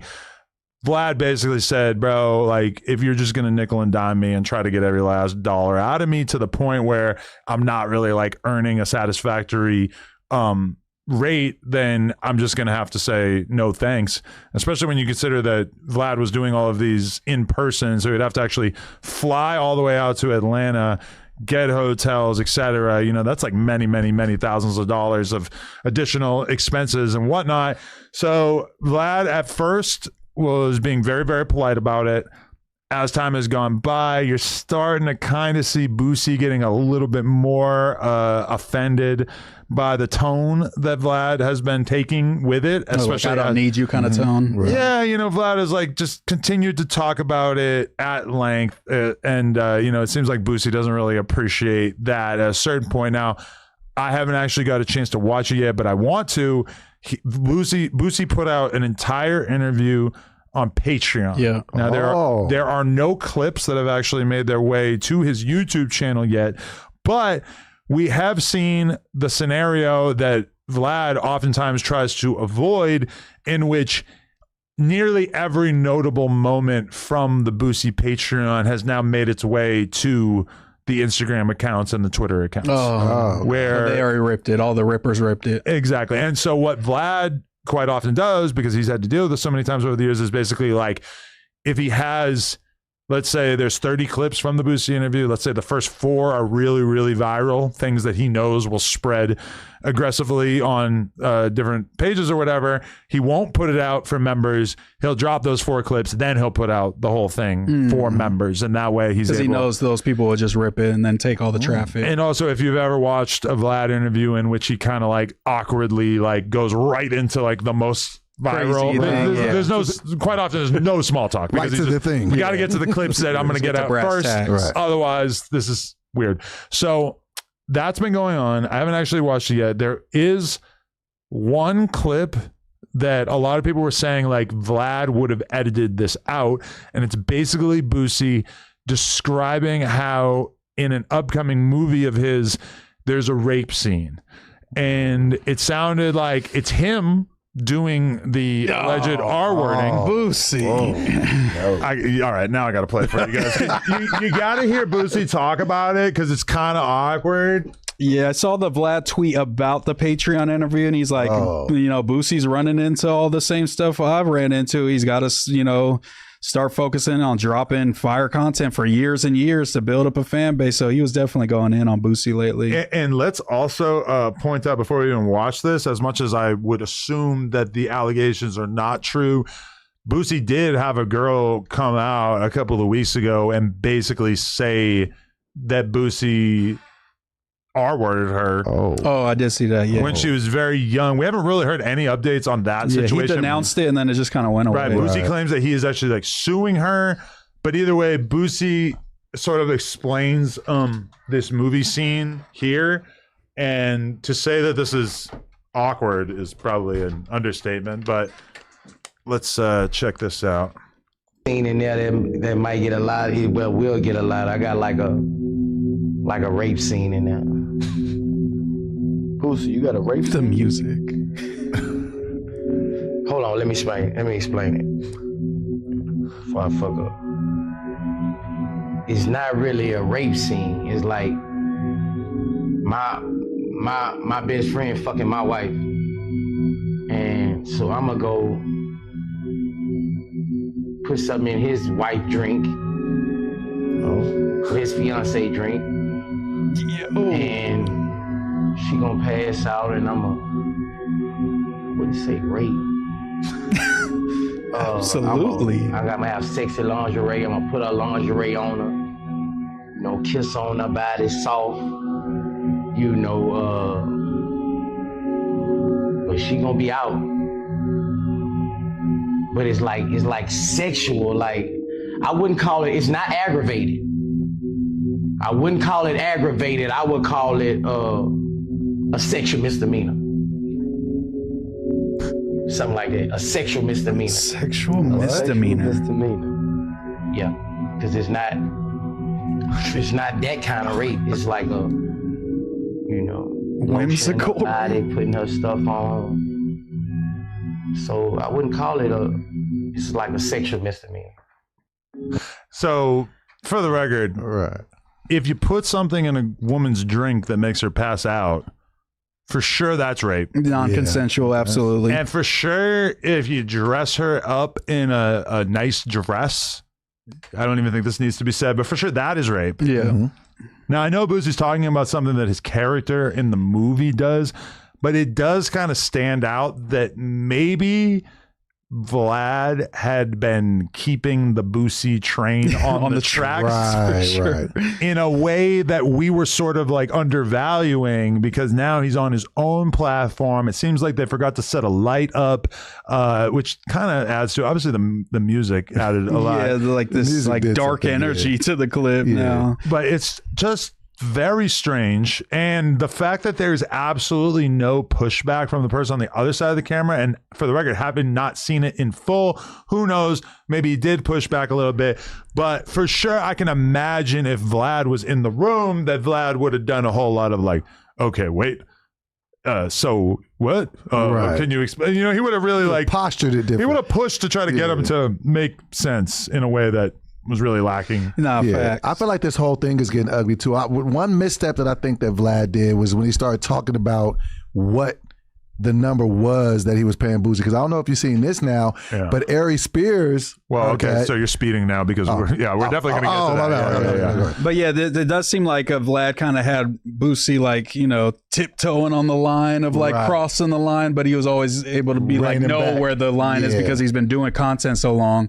And that's kind of what Adam was saying on the last pod. Will Boosie find somebody to kind of be able to know that line and then know to push back when he says, yeah, this isn't R word, and someone when you slip Right. something in her drink and she ain't even know it on some Rick Ross shit. You ever and then- notice when there's like the little cuts in different Vlad videos where it kind of feels like, you know, something has been cut Yeah, out? I kind of feel like everything he said there. should have been cut out. for Yeah. Because it's just not even like the You gotta fact that fix it's that a in post. character and all. It's the way that he's talking about it and justifying it, even just for your character. It's like, well, you know that, you know, this guy did this to my wife in the movie, so obviously, Right. obviously that can only lead you to this. Yeah. And so, you know, again, I haven't like really dug in. And honestly, I haven't really like seen any clips going crazy besides this one. So like, I know. Oh, actually, I did see one clip where he sort of denounces Gucci Mane a little bit and sort of makes it clear that And that's he a good doesn't- clip too. Oh, wow. Yeah, that's definitely a good clip. But the thing that's weird about it is like, so this is available for $6 on Boosie's Patreon. If you buy it on your iPhone, it's actually $9, I believe. I noticed. wow. And looking at it right now, and granted, this is not like a great judge of how much this content earned, but it currently has 71 likes on Patreon and 65 comments. And notably, you have to buy the piece of content directly for $6. So as opposed to like on No Jumper or Vlad, where you pay $5 a month and that gets you access to all of the bonus content. It's just that one piece. This is for per piece, and this is like Boosie interview part 1. So I don't know how many parts they actually cut. But This 71 likes is not a good sign for Not a sure. good It's not sign like at all. thousands and thousands of likes. Like, you know, Right. Like you said, the clips are out there already. Okay, and so this is an hour and 21 minutes that you get for $6, which, to be fair, it's damn near the length of a motion picture. So, $6. And probably the hottest Boosie interview in how long, with his beef with Vlad, and people want to hear what he's talking about. Right, but I think that if he had adopted Vlad's actual model, in which Vlad records the whole piece of content and then starts dripping out piece by piece, and then also had the bonus option where you could go watch it, I think that would make a lot more sense for what he's doing, because currently you kind of just need to see the clips on Instagram or Twitter and then sort of find the Patreon and sign up for it. So I do think that this does not seem like it's fully optimized right now. But yeah, so what you were saying is that basically Vlad made it clear that he was paying Boosie $25,000. Now, this has opened up a whole slew of new issues for Vlad, because he actually got hit up by Aries Spears. Now, Aries, comedian, actor, etc., been working in Hollywood and whatnot for, I don't know, like 40 years or some shit like that. He's been around for a long time. And legendary Mad TV days. Legendary Vlad interviewee. Great. The amount of clips that are still circulate from 5, 6, 7 years ago, Aries, Great on there. stuff. I mean, they have pirate versions of Aries Spears clips. It's super legendary. It's like taken on a sort of like meme status over the last couple of years that I think nobody was really expecting, including Aries Spears and Vlad.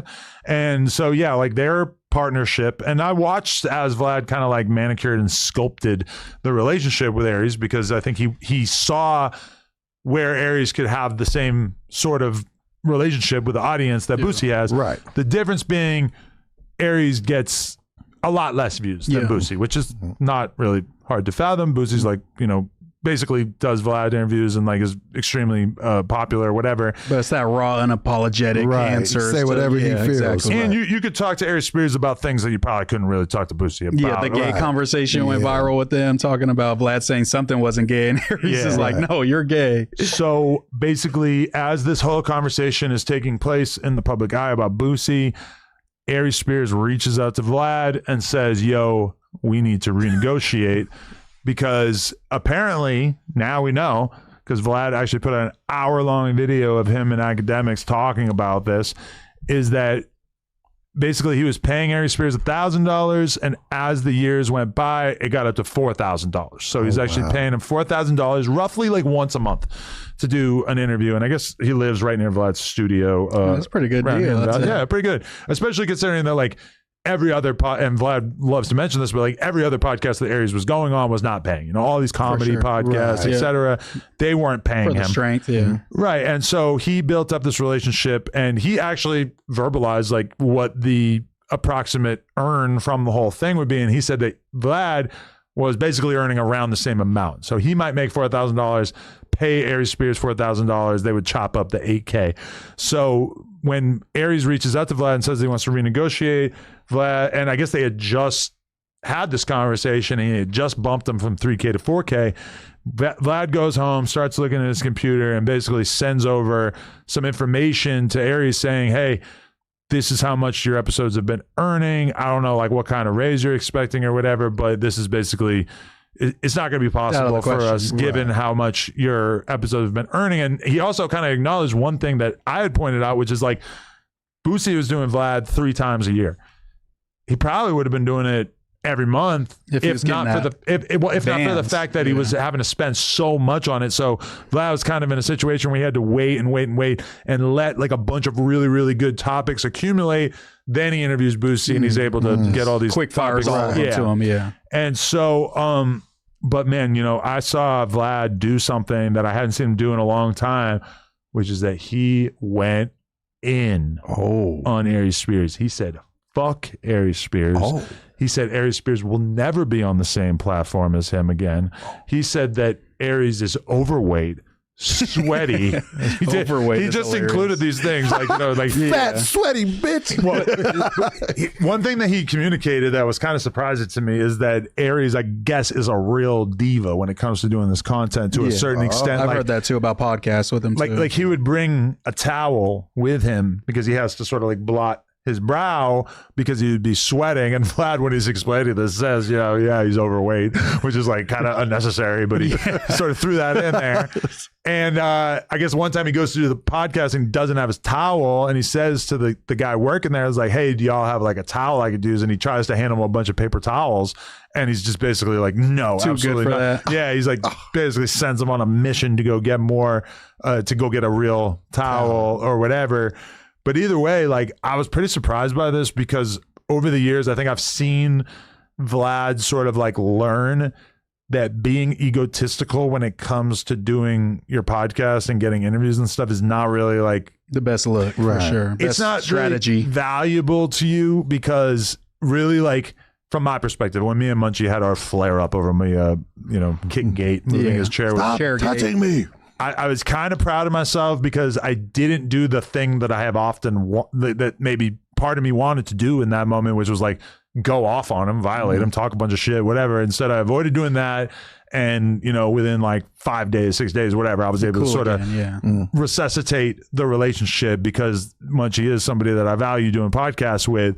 And, Vlad really went the opposite way with this in the sense that like, it seems pretty likely that Aries is never going to go on Vlad again at the rate that And they're it seems moving like at. that's just something you kind of got to read the room on with Aries. It's like you see that he just is having his beef over negotiations and like up and Boosie, his most valuable player's fucking contract. And then you're going to come from pretty much, one of the role players and you ask him for more money when all these narratives about Vlad not doing as well, the channel not doing as well, him losing Boosie. And that's the time you go to ask for more money. But I I can just see think why that- him being like, oh, you got me fucked up. But that's where I think the misstep on Vlad was because if you going up there and you getting 4,000, you find out somebody's getting 25, you like, and he trying to get 30, you like, well, they bump me up to the 10. But Like, also, if I'm looking at my interviews and Boosie's doing 10x, I'm expecting him to get paid 10x. But a lot of people don't like from Aries' perspective, he views himself as kind of the main character because he sees his own feed. He sees the clips of him constantly going viral. Yeah. He doesn't maybe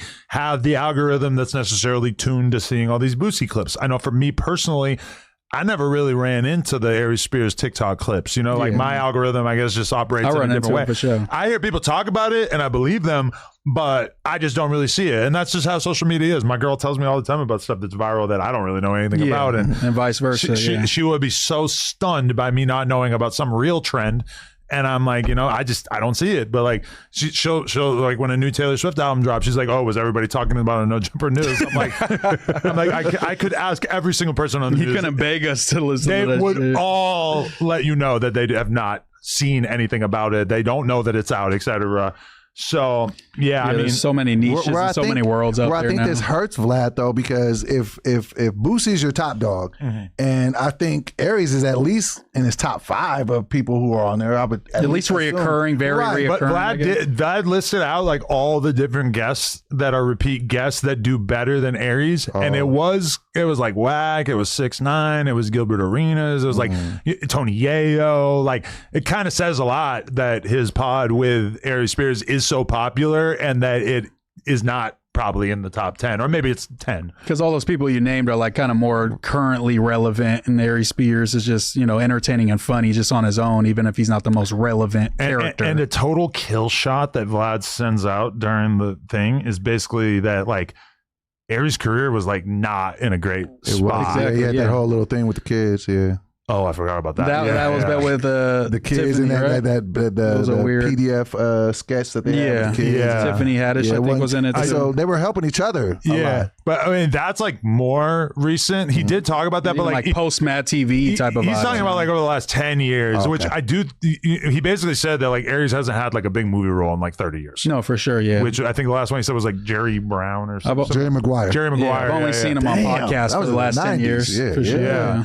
And so Mad TV. but it's like unfortunate that like Aries spent a lot of time telling Vlad how relevant Vlad has made him in the sense of like Oh, he's in God. Europe, Right. and Vlad has these texts, I guess, like where he's in Europe and people are coming out of the You woodwork can't turn to, on that guy when you're sending him those type of to messages. tell Vlad like thank you so much because you're support has opened me up to a whole new audience, and now I feel like I'm in Germany and people are coming up to me and they know exactly who I am. From Yeah, these that TikTok gives them all the clips. leverage. All the leverage. Yeah. And so it's kind of like, you know, like from Vlad's perspective, it's like, why am I like doing all this for you? And I was like, part of the agreement with Vlad is like, maybe you're not making the lion's share of the profit from the interview, but it's a really, really big platform that is going to allow you to grow and be recognized by bigger audiences, which is like the same reason why if Joe Rogan hit any of us up tomorrow and said, hey, I want to bring you on,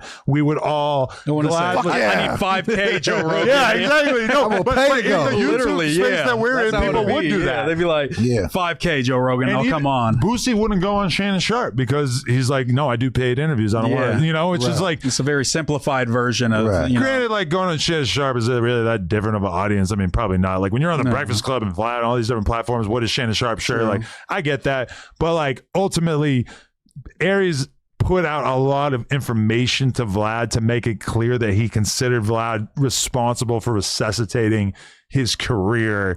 And once you've made that clear, it's kind of tough to then play super, super hardball, especially when you consider they're getting paid $4K to go do an interview for 2 Sit hours. down and talk, yeah. 10 minutes from your house is a pretty good deal. Like almost everybody you know in your life would be perfectly happy to Well, do let's that. say he feels like he resuscitated his career, but now his career is doing pretty good. You know, it was at a low point, I need but to be Vlad compensated helped me, and properly. yeah, now I Yeah. feel like I'm a little more popping than when you found me. And yeah, you helped me, but you know, the numbers are numbering, and I think I see what this dude's getting paid, and I've been loyal to you, and I'm not trying to turn my back on you, Vlad. You can't up it a little bit more, but if it's not, I mean, if he's gonna lose money interviewing you, then it's like there's pretty much no arguments. As a platform owner, Adam, do you think that now all the people that go to now interview with him are going to be using this Boosie metric? Like, well, what am I getting? Are they all going to want more than they probably should get now? I mean, for sure, Vlad like created this environment that we're all now, this hell that we're all now living in. Yeah, like because you guys talk a lot about like Vlad's telling you, oh yeah, I paid this guy this much. You know, you guys kind of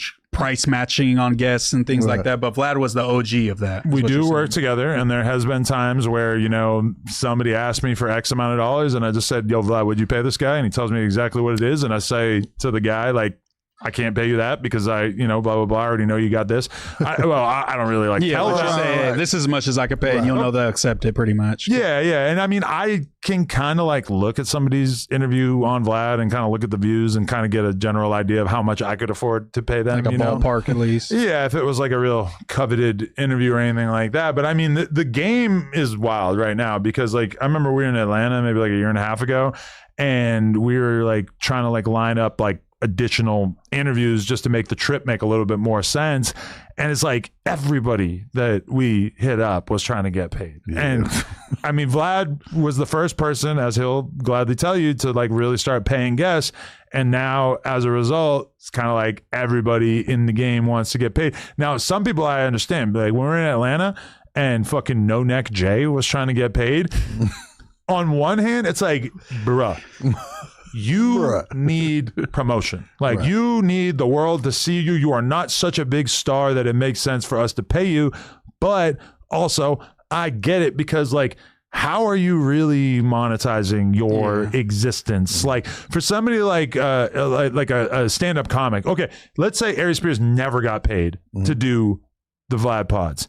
It would have made so much sense regardless for him to keep doing it because it upped his whole fucking The career. most exposure he's going to get anywhere. Yeah, and that's like the old school logic was people wanted to do podcasts just because they figured that the exposure would translate into money or some sort of value.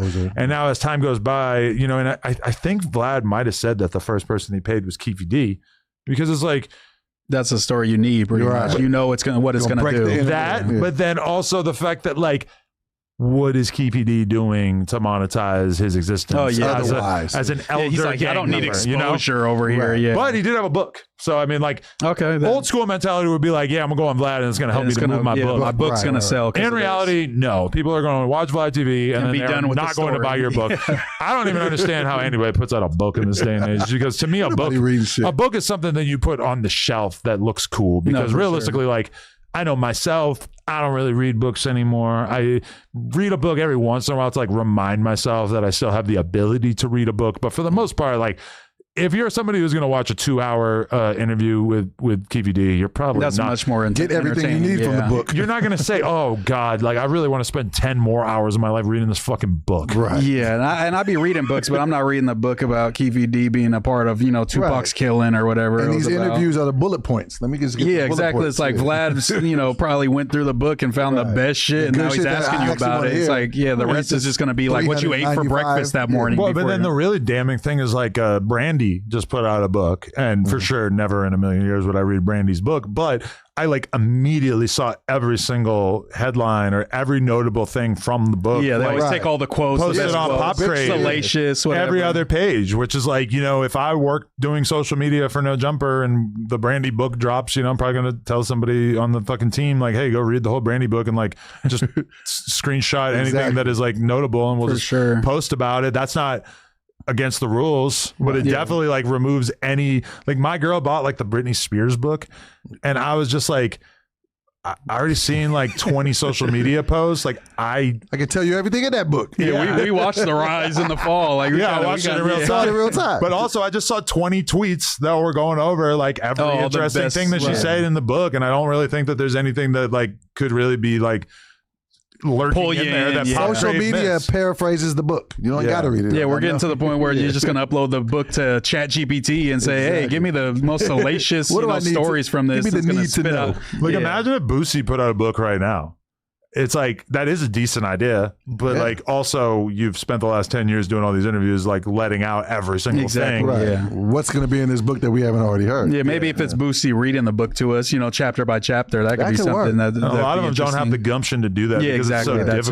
difficult. Yeah. Like I fucking I've like read scripts for videos that took like hours and hours, and like, but doing that for like a book is like No, yeah. Oh, it's the tedious. voiceover stuff It's is like tedious. 8 hours a day for 5 days straight. I've in a heard lot of about people's that. Hey, shout out to time. Prodigy though. You know what I'm saying? He has the narration of his whole book out there. So Yeah. Bro, that shout out takes to some work. AI because I would be pretty happy to just let the AI like Upload your Do the heavy voice lifting. and then they read it. Yeah. Do the heavy lifting. I mean, if it's like 85% as good as me reading it myself, But the like, 15% is you sounding super gay though. Yeah. The AI sounding gay. What Yeah. would you still accept that? sure. Yeah. Like it sounds very zesty at certain points, but You really think that's how it goes? yeah, I think so. I think that's how your book would be at least for sure. I hope that Boosie keeps going with the Patreon thing. Like, build it up. I don't know about $6 an interview though. Like, we paying so much for content these days. Like, but hey, I'm about that. Like, if you're not getting what you feel like you're worth, go build it And yourself. here's the problem too: is that when it comes to what kind of audience will pay for content, You have to curate that type of Yeah. audience. there's that.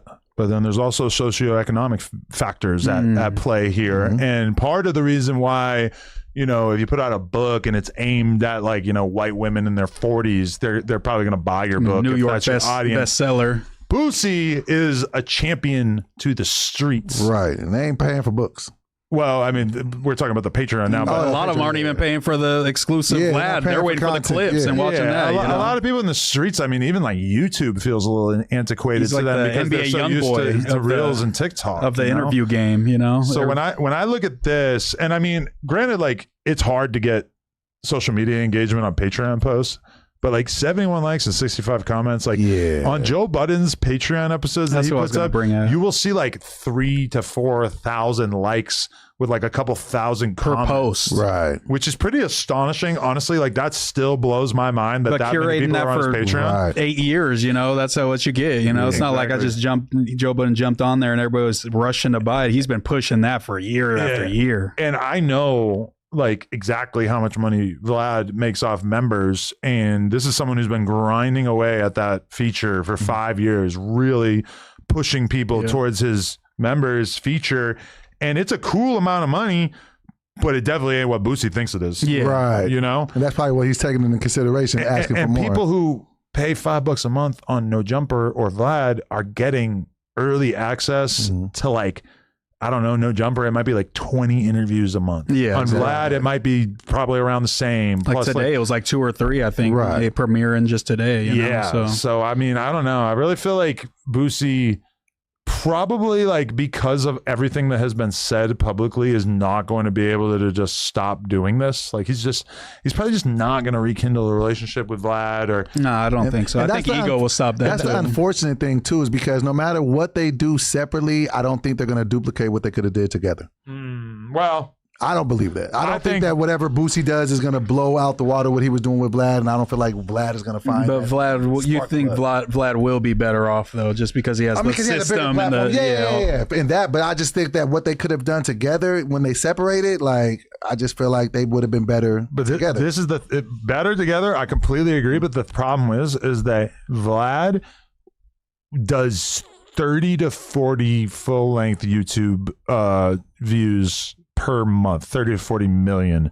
And I think that like a very, very good performing Boosie interview might be like 4 or 5 million views, which is significant still for good, sure. It's still really good. Like 1%. But I mean, you know, it's just not really like quite, well, not 1%, but more like, you know, 10, 20%, oh, my bad. Which is kind of a lot. But I mean, it's just like, it's not moving the needle like he thinks it is. Yeah. It's not make or break for Vlad. But you do kind of like, I mean, hardcore Vlad fans will remember the dire times during COVID when he had his Farrakhan controversy and like Lord Jamar left and Godfrey left. Yeah. And there was a time period there. Seemed like he was done for a little bit. You were kind of like, damn, like is Vlad just going to fall apart? That's the only time in which Vlad has been like hounding me to do interviews. Yeah. And I was like, oh shit, this guy needs me right now. Like, you know, and I did it, like whatever. I didn't have to get paid or whatever. Right. Yeah. But I like, you know, it's like it's a weird time. And it's like, hopefully this is kind of the end of this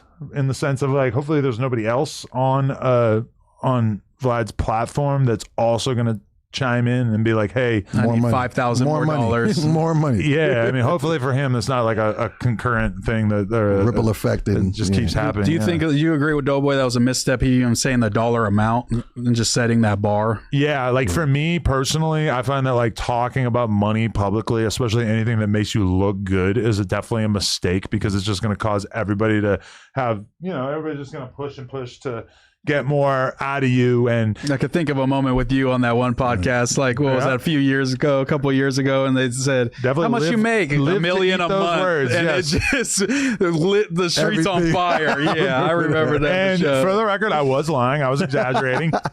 It was also the height of COVID. Yeah, for sure. You were doing well, for at sure. That moment was the most money that I had ever been making in my life. It was going quite well. If you were to ask me a year later, it would have been a much different answer.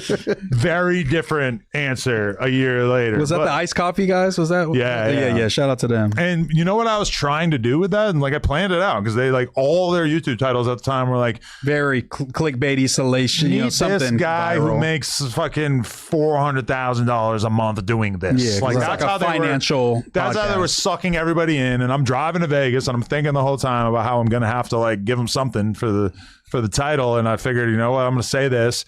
And it's like so many times in this culture, if you are of color, you're allowed to basically like rant and rave about your wealth and it will be received very positively. It's a cool thing, right? I mean, Charlamagne signed a $200 million Black Effect deal, allegedly. $1 million worth of games, signed a $100 million Barstool deal, allegedly. Right. And it's like, you know, I kind of felt like, oh, I could just kind of do a similar thing. It turns out it's really just not the same when you're a white guy doing it. Yeah. I feel like Joe Rogan got it up, but he wasn't the one pushing it. It was like everybody else was saying he never from Spotify. Right. Yeah. But I feel like we all knew that about Joe Rogan. It didn't really change. He did. He got like many hundreds of millions of dollars from Spotify and everything, but he wasn't flaunting. I wouldn't say himself was flaunting it. So that was the difference. Yeah, he never said it. And Joe Rogan's a one-man show. Yeah, he's not paying people for interviews. It's all his homies coming through. Yeah, and stuff like maybe that. when he signs a Spotify deal, Jamie asks for a little raise or whatever, but it's a tiny drop in the bucket. Yeah. Whereas for me at that time, like, you know, literally every single person who worked for No Jumper asked for a raise. Yes. And that had to be nauseating. But fair to you, right? After saying that, I mean, I see my boss say that. I can't even blame him because it's like, I put that out there. And it was weird because it's like I didn't really want to tell everybody like, yo, I was lying. I'm lying. I'm just saying this shit for attention, just bro. saying shit. like, yeah, right, bro. Right when I asked for a raise, now it's all a joke. Yeah, nah, that was an awkward time in my life. Yeah, for sure. I shouldn't have done that, but yeah, I learned my lesson. But yeah, I don't know. Best of luck to Lucy. Aries Spears. I messaged Aries Spears. I said, hey, you want to do an interview? 5,000. Yeah, I mean, listen, like, but it's worth a lot more. It's worth more right now. No, for sure. Than it's going to be worth ever at any other time. No, for sure. Did he hit you back? Not yet. Okay. Aries is funny. I like Aries. Oh, you forgot P Nice. Yeah, the chat said you forgot P Nice $1 million. Yeah, he might have got more than $1 million worth of game. Who, by the way, $1 million worth of game. I noticed that they're kind of switching things up. They're doing episodes without a guest now. Oh, I like that. I like when they were doing that more way back. That was the original format. That's how Mona, Don't Call Me White Girl. That's how she came. That's when I used to listen to them the most. Honestly, the guests is kind of I was kind of hit or miss on the guests. I want to get your take on something. What do you think about the podcasts that are going to Netflix? Do you feel like that cannibalizes their audience? Total mistake. I mean, I think it's okay. If you are a podcast that is so popular that you're confident that a large chunk of your audience is going to be willing to take the leap to another platform, and if the money is so life-changing that it's worth it to you to potentially lose like 80% of your viewership, which I do think is probably like pretty fair. Pretty much for everybody, yeah. Yeah, then I mean, hey, shit, everybody's got a number. If somebody hit me with some outrageous offer right now, I guess I would have to like kind of roll with it. But ultimately, like, I mean, for me, for ACK, for a lot of different people I've had this conversation with, it just feels like, your audience is such a part of you and such a part of why it's fun to do it. And even like on the 24-hour streams, I mean, like Lush was saying it, and I completely agree that it's like there's moments where he wanted to just tap out, and then he would look and see there was 4,000 people watching. Yeah, right. Sure. When you have 4,000 people watching, it just makes you feel like you're part of something. And when you have like, if it was 200 people watching, I just wouldn't feel. Hey guys, I'm gonna go take a nap. For sure. That King Pill fight, like we had like 8,000 people watching. Like, I didn't even want to turn the stream off to get in the car and drive home. I wanted to keep the stream going on the hour drive back to the office just because I felt so lucky to have that many people like sharing the stream with us. But is that worth millions and $1 million turning that down to you? That's kind of what you have to weigh out. Yeah, and I mean, like from Charlamagne's perspective or whatever, I mean, they don't own I guess they like own the Breakfast Club IP in some way or whatever, like a percentage at least. But I don't think it was really like their choice. So it's like, the parent company was like, hey, this is good. The people I feel bad for are like the Rory Mals or the Joe and Jadas even. Yeah. They're very brand new. Just to put them behind a paywall that fast. Yeah. You got to build up those loyal fans that even want to care. Even doing the members only content is like, it's difficult to justify it in your head because it's as much as it's like I feel like it's a essential part of like building the business up. We just need to have that as a consistent revenue stream. It's just like it just hurts to do one stream and have cutting down the numbers. Yeah, you do one, you have 7,000 people watching, and then you go members only on the next one, and you got 1,000 people watching, and it's like even though it like makes you feel good about the business that 1,000 people were willing to pay $5, it's still like. I don't know. Just the energy is different for sure. And I think going to I know it's like a niche thing too, but I think going to Netflix, I know it's gonna sound random, but like you lose people being able to like comment on shit. I think there's like a really big thing on like YouTube. People want to feel like they're thumbs up, thumbs down, all that shit. Yeah. Nah, that's a fact. But yeah, I think all the Netflix people seem like. Oh, you finally found it. I just pulled that up earlier. Definitely. They seems like they're all kind of. I wouldn't say regretting it, but definitely their YouTube audience is suffering hardcore for sure. Yeah, and I noticed that they started to post like longer episodes. I don't know if it was like 5. At first, I think they were maxing out at like 4 or 5 minute clips, and then now I notice I'm sometimes doing longer clips, so it makes me feel like for sure behind the scenes they know that the vibes are bad and that they need to change things up. But even beyond that, like there was a whole article that was like crowning the Breakfast Club like the most successful podcast on the Netflix app or whatever, which I have no idea if that's actually true or not. That probably is true because they kind of have the most normie kind of audience. They listen to them on the radio. It's not just a YouTube specific. That's where your base is. So I could believe that. And the logic of it is like, and that's why I'm a a Patreon downer. Like I would never want to move our shit to Patreon. You know, I move it to members, but then they don't have to get off platform. To me, that is platform is important. That's so much better. Because you did have it, and then you ended up. We had Patreon, but mostly our Patreon thing back in the day was just people subscribing for like naked girl episodes. Yeah, like the legend, some of the legendary Lush episodes. With Lush spitting in Carmen's mouth. That was probably the highlight of the Patreon for sure. Effectively causing her to swear off working with male porn stars anymore at that point. Oh, she was done after that? I don't know if it was related since it was like 4 years later, but I assume there was a clinic afterwards and then retired. Thought about it. No, definitely. Okay, this is Jim Jones. I found I was watching this cracking up. He's at Lowe's, which apparently he loves going to Lowe's. He said he loves it so much. Which really stood out to me because I don't think I've been to Lowe's or Home Depot in like probably, I don't know, 8 years. If I have to, it's Home Depot all day though. You know what I'm saying? Over Lowe's? We don't have do we have a lot of Lowe's? I don't think we have a lot of Lowe's in Northern California like that no more. I see them out here, but Home Depot. We're Home Depot all day. Yeah. Home Depot gang. No, it was all Home Depot where I grew up. There was Home Depots in like every different direction. Like you could drive like 15 minutes and hit a Home Depot. It's like a McDonald's, Starbucks. I used to like actually earn a living off stealing from Home Depot. What'd you steal? Like saw blades. And you sell them on the black market? eBay. Oh.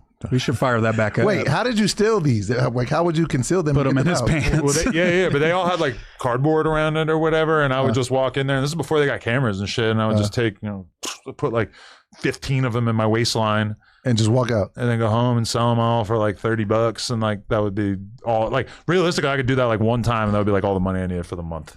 Damn, because I like was the glory days living with my parents and shit. Stealing before cameras were invented. That's a good time. Yeah, definitely. All right, so let's check out Jim Jones flipping out on a Lowe's employee. Like this manager decided to take upon himself to tell me what I've done wrong.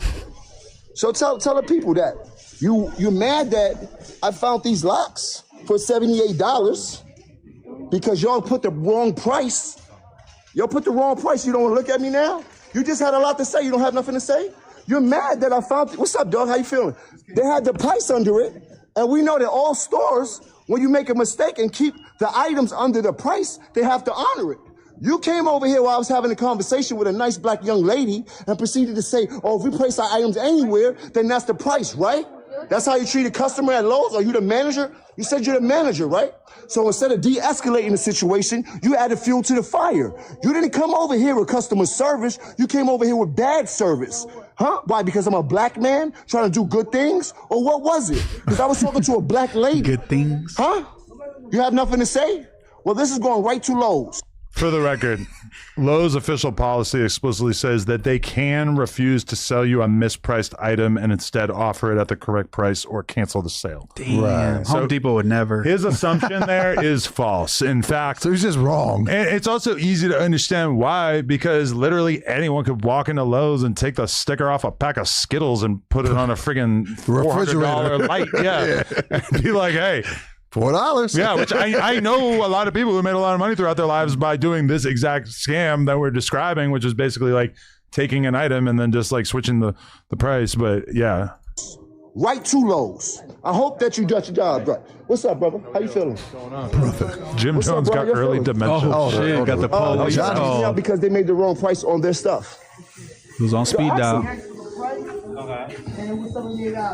And the guy said, yes, it is $78. This is Lowe's policy. We refuse the service. To be fair, this is so beneath our beautiful police officers. Like, this is just like the last real shit going on in the world. They look so annoyed. They're just half smiling. Like, oh, God. How does this incident require the police? What are the police going to say? This is a conversation between the employees of the store and the customer and the policies that the store has in place in terms of what they will sell you something based on. Like, what could the cops possibly have to do with this? Yeah, then you know they were pissed off. Remember, you're going to be viral. You're going to be viral. I don't think Lowe's is going to like this. You see how they treat? You see how they treating us, Lowe's?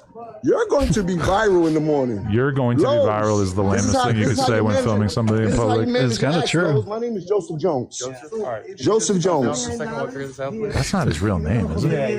Right? I got you. Yeah. So that way he told me. He told me, look. Well, you don't really have to explain nothing to them. And then the social media will explain it to them later. And this guy, they will know your name in seconds, bro. You're going to be so viral later for trying to cause this problem. You don't want to de-escalate. You're supposed to be the manager. I hope you have a job for your family in the morning. Now you disappeared because you called police. For what? For what? Can you get someone behind here to run? He was supposed to be run up 5 minutes ago. Yeah, but he came. Well, right now, while we're here, can you get someone else to ring him up? Now it's somebody else to ring him up. The manager just came out here and told me that I can't shop in here. He said I did something wrong. Yeah, but Dave went to check the price. It doesn't matter. The price was wrong. We had to give it to him in honor. Okay, that's all I need. Oh, they're going to be so viral tomorrow. You do not have to. Wrong. They said they were going to honor it. Yeah. They probably just want to get the police out of there. Yeah, they want Jim Jones to leave from He screaming. just came out here and said, this is our fucking policy. This is what happens too much in America. You heard? I'm going to be honest with you.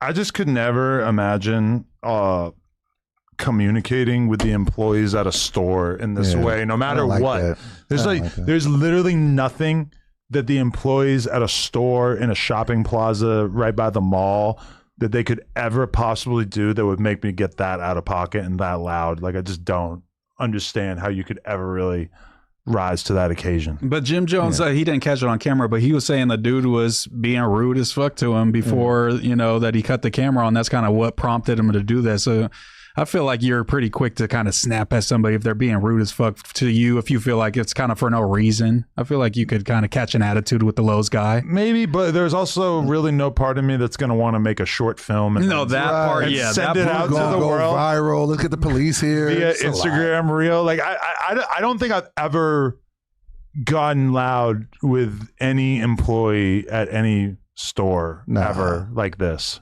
Yeah, it's a little much. And then plus, I don't like the part where every time it just has to go to race. Like every time, I'm a black man. It's like, bruh, it was a mix up. You think they're calling the police if he wasn't black though? What? You think they're calling the police if he wasn't black? If that was Adam, filming everybody, angry ass rednecks screaming at him like that, I feel like it would be exactly the same. Yeah. I don't know. Everything ain't about race. I think they were quicker to call the police when they saw black people yelling at them for sure. It seems like it was an honest mistake. Okay, something was mispriced. Okay, I can't give you something for 70% of a slash rate because we made a mistake. Okay, this is what it is. You don't got to pull out your phone, try to make people go viral and accuse people of being racist. Like, the only reason I'm vouching for him because I am somebody who likes to stand on my opinion pretty, unabashedly. So like, what if he feels, obviously Adam read the policy, but Jim Jones thought that they price, they give you whatever price is on there. And even the manager told the worker, hey, he said it was like this. We got to honor that. He said that. So Jim Jones in that situation, how they're explaining it to him, feels he's in the right and feels like it's like the principle. It's like, I think Jim Jones probably doesn't have money problems where he needs it for $78, exactly. But he's looking at it as, hey, I come here all the time. I give you guys business. You guys are mistreating me over something I feel like I'm correct on. I would really like to know how much those lights actually cost and how much he was trying to get them for. What was the price difference? Because it says here that it's okay, so it's at the manager's discretion. If it's a small pricing mistake, like a few dollars, then it's often honored just to keep things smooth. But a big mistake, like a $500 item labeled as $50, is almost always denied. And also, for the record, for anyone who thinks that it might be an issue with the law, legally, they are not in any way required to sell items for the amount that it is labeled as. No, for sure. Yeah. I don't know. But it seems like they gave him the lights for the price that he wanted. So it's like, he got what he wanted. Yeah, why even post a video at that point? Yeah. Yeah, right? Like once they give you what you want. It's not like they threw him out like Jazzy Jeff and then just said, kick rocks. It's like they said, hey, we'll honor it. Sorry, man. Just quit yelling. I just also feel like throughout my life, my parents always made this abundantly clear to me, which is that working retail sucks. It does. And that anyone who's working a job that you objectively feel like probably sucks is somebody that you should probably have a bit of empathy for. Cut some slack. So like, I feel like everything you need to know about most people, you can kind of ascertain from how they treat the waitress at the restaurant or the coffee barista, etc. It's like, if you take this waitress who really doesn't have a choice about interacting with you and serving you, and you use that as an opportunity to belittle her or treat her like in a way that you don't treat the other people in your life. Right. To me, that's just really pathetic. And even though Jim Jones is behaving as if he's been aggrieved in some way here and this is justified, I just really think it's pathetic. Yeah, And, I don't like being a grown, when they call him a senior citizen, this is what they're talking about. This is like average behavior for like a amped up testosterone fueled 18-year-old. He's like 50. He's older than that. I Whipping think, out yeah. your phone and you're gonna go viral for this, man. And then we seen the debacle over like the studio being paid for and stuff. Right. That clip of Jim, and it's kind of seemed like, oh man, you're tripping over this. It's starting to seem like you might have some money. You're kind of pinching pennies, kind of. That is a with this great type point. of energy. That is the tone deaf energy of this. Is that he has been extremely viral over the last few months because 50 Cent's been clowning him about the fact that he apparently can't afford the rent on his podcast studio. How does this take away from that narrative? This encourages that narrative so much. If you want to combat that, you probably shouldn't be tripping on the Lowe's manager. You're a millionaire, right, No, that's Jimmy? true. Yeah.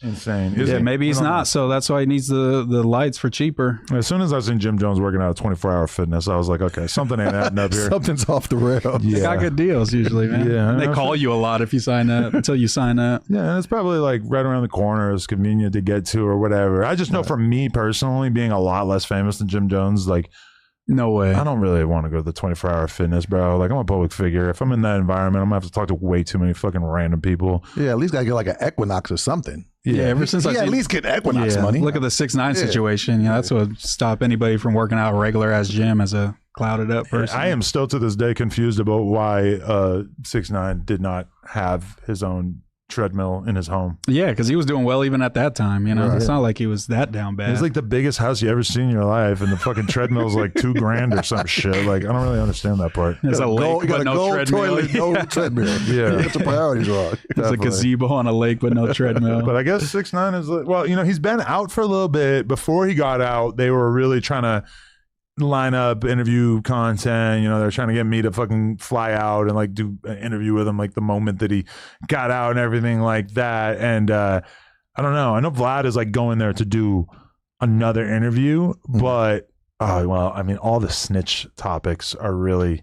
That's what we need. 6ix9ine talking about. I was about to say that it doesn't feel like there's that much new stuff to ask 6ix9ine about over the course of the last like 2 months since he's been locked up, but then I thought about the Gucci Man thing. Do you think it'll ever come to fruition? Because he keeps saying like, I'm gonna be a streamer, you know, everyday streamer. But it seems like, you know, like Steve will do it, try to get him that bag for the streaming stuff, and he just ran off. So it seems like he doesn't have the drive to just do the Blueface route, you know, and actually stream. I think he'd be a great streamer. I don't know if the music's gonna really pop for him anymore. I think that boat has kind of sailed, but I think he's definitely an entertaining. Exactly. figure. Yeah. It just doesn't seem like he has the want for it. Right. Yeah. Just like that's what people discount when it comes to streaming is that you need to have just a huge amount of drive to keep it going because it inevitably will be a pain in the ass on a technical level.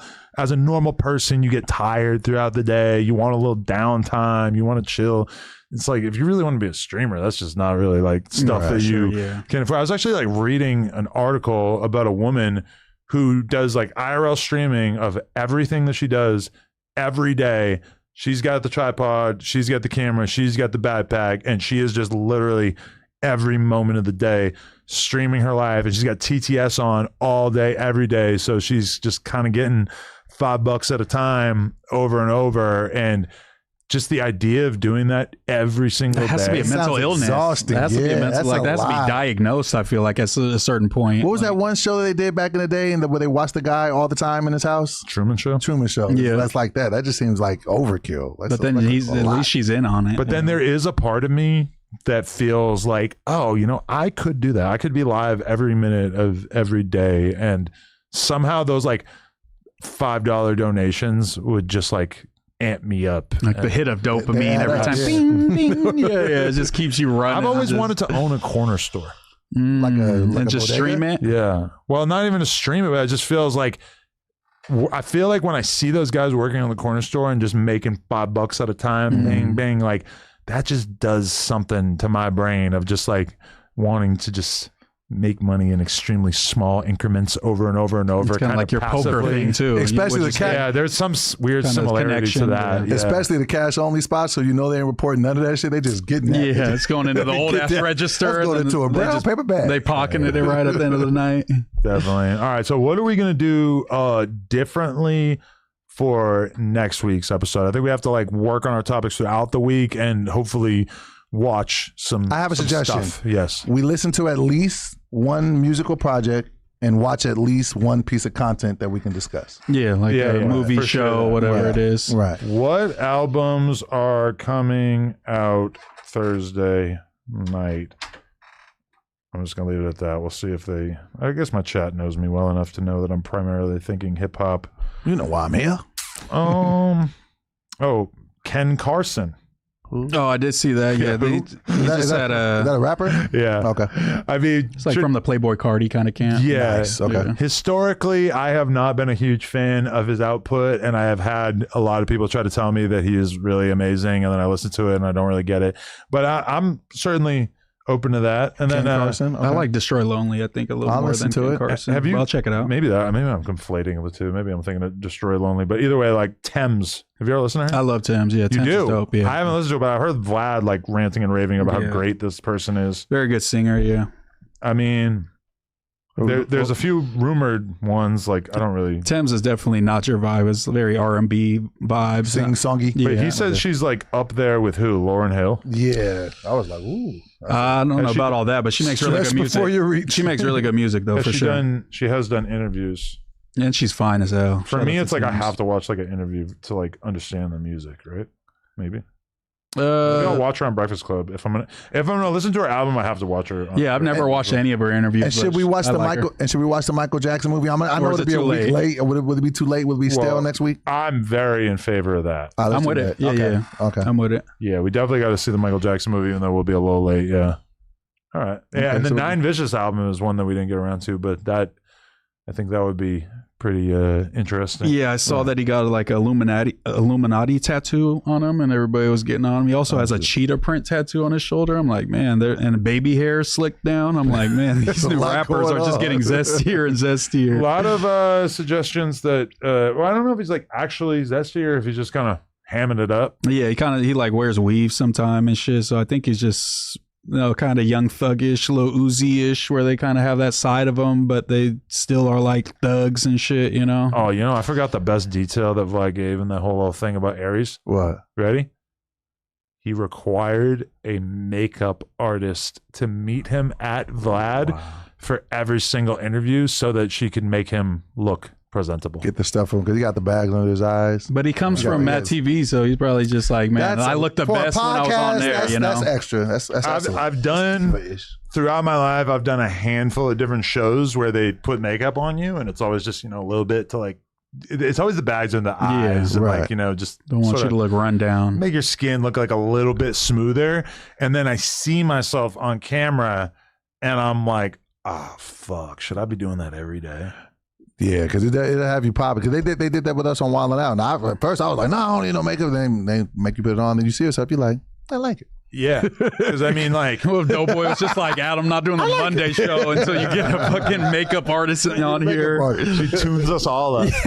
Nah, but that's the weird thing about it too, is that it's like, okay, on here, they can't see that much detail. Yeah. On Right. Vlad, they are all up in your it's only skin. them. They're going to see the It's blackheads on your It's face. 4K and it is right here, and he doesn't really like you wearing sunglasses and shit like that. And yeah, for sure. Like when I go on Vlad, I'll get mad comments calling me a drug addict and saying that I'm off coke and shit.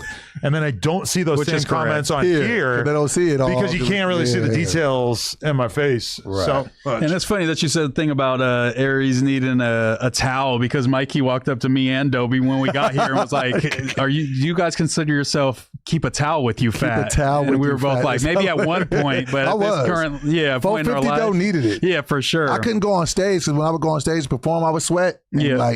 and that's one thing I can say, because I know you said when they said about Aries Spears that they would handle paper towels. If you know, when you wipe paper towels on your face, sometimes that they get a little residue. resin, Yep. a little It's like- stuff on your face. It's like lint and like kind of stuff. you use that Yeah, white it stuff looks all over you. weird. So that might be why he felt that way. also kind of weird to blot your face with a towel when you're wearing makeup. right? Like it might take some of the makeup off. Take it off, and it looks like you just slept with a girl with a cake face and shit. Yeah. One thing I can say about this episode, though, I feel like this was the most cohesive episode that we've had as a collective. This felt very feng shui-ish. I liked it. Yeah. I feel like I got my jitters out now. We had like the first one where we talked about fuck, I can't remember. But basically, there's like 2 episodes and then the 24 hours. Yeah, we talked about the weight loss challenge, all that stuff. Oh shit, weight loss.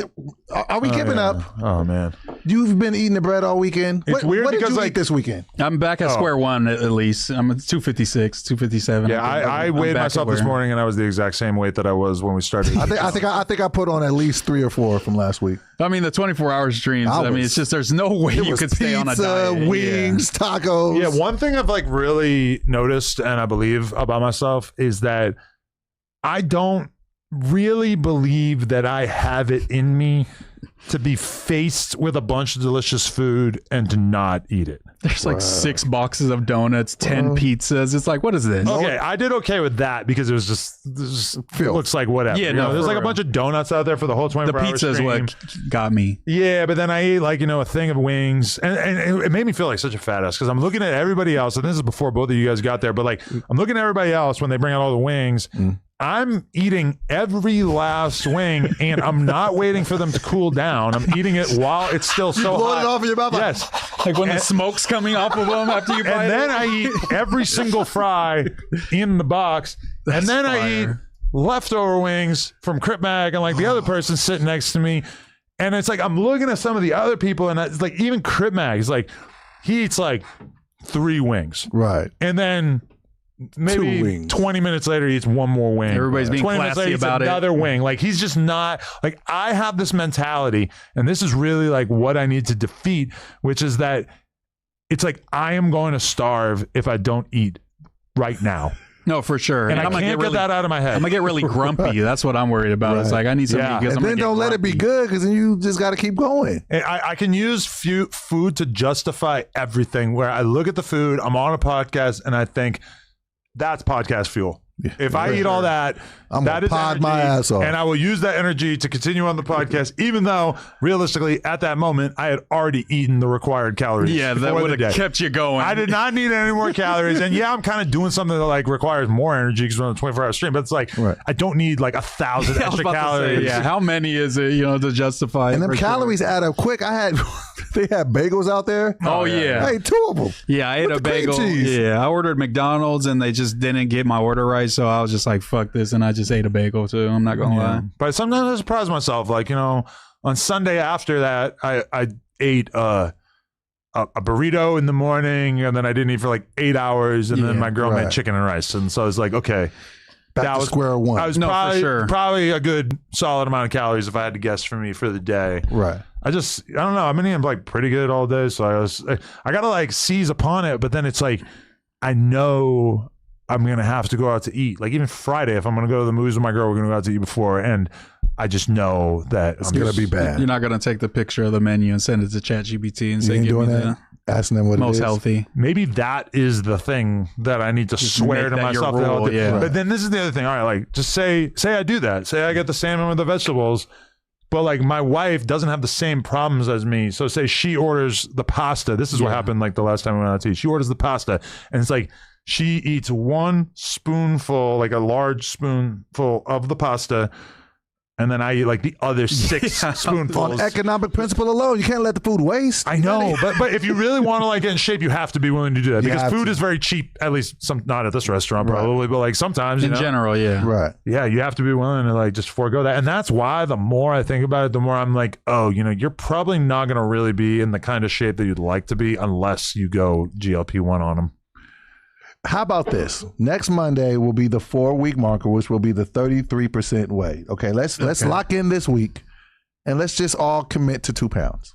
I'm with it because I start Everybody boxing took it. tomorrow Yeah, too. me so too, me too. I have like a little goal Why are that's you gonna keep me. boxing? I gotta be ready, you know, just in case the opportunity. Just in case you ain't there. Yeah. You know, and I had a guy from a certain podcast named Lucky, popping it at me now. So really, what you say? What? Because we were talking about on the Food Community podcast, like Compa's trying to find a boxing partner. They're like, oh, you know what I'm saying, a good one. Moose is a big guy. Lucky's a good, and then he just ran with the Wack narrative after he's seen that clip, and he's been popping it crazy. Posted the clip, I think, of me doing something. He was talking crazy shit. So I'm gonna get my boxing up, and me and Lucky could step in the ring. That'd be great. I mean, I did not think about it until this exact moment, but I actually left money on the table by forgetting to ask Problem the Goon about Hoodstocks. Because I think he's had some kind of contentious back and forth. Yeah. Problem Lagoon be definitely having I don't really some know beefs out there. I fuck with Problem Lagoon. Although that does make me look like kind of cool by not engaging in that. Yeah. Makes me look not like I using care less. Yeah, exactly. Not important enough. Almost certainly I do care less if I had to guess. But shout out to Droops though, man. Droops be tapping in with me all the time. So what? That's his That's his co-host. Okay. And he shows me a lot of love, so I fuck with Droops heavy. You think that if you go to Hoodstocks that you will be bludgeoned on behalf of me? I don't know. I would go up there to definitely not to fight, but I would go up there and pod with them, but I don't think that's on the table right now for sure. But maybe we'll work towards that. Maybe after we get in the ring and punch each other, we could hug it out and go podcast. I think you'll do all right, man. You ain't no little dude. You might slide something. Yeah, maybe. We'll see. Yeah, we'll see. You'll be all right. Yeah, they pointed out that we're all wearing all black. Yeah, we called each other before we got here. Yeah, coordinated it. I'm just gonna mash some of these donos real quick. Which I'm not getting cooked on Yeah, I these. went to the Apollo and they laced me up with a bunch of gear. I got a dedicated hat. You know what Shout I'm out saying? to Apollo. What about that collab?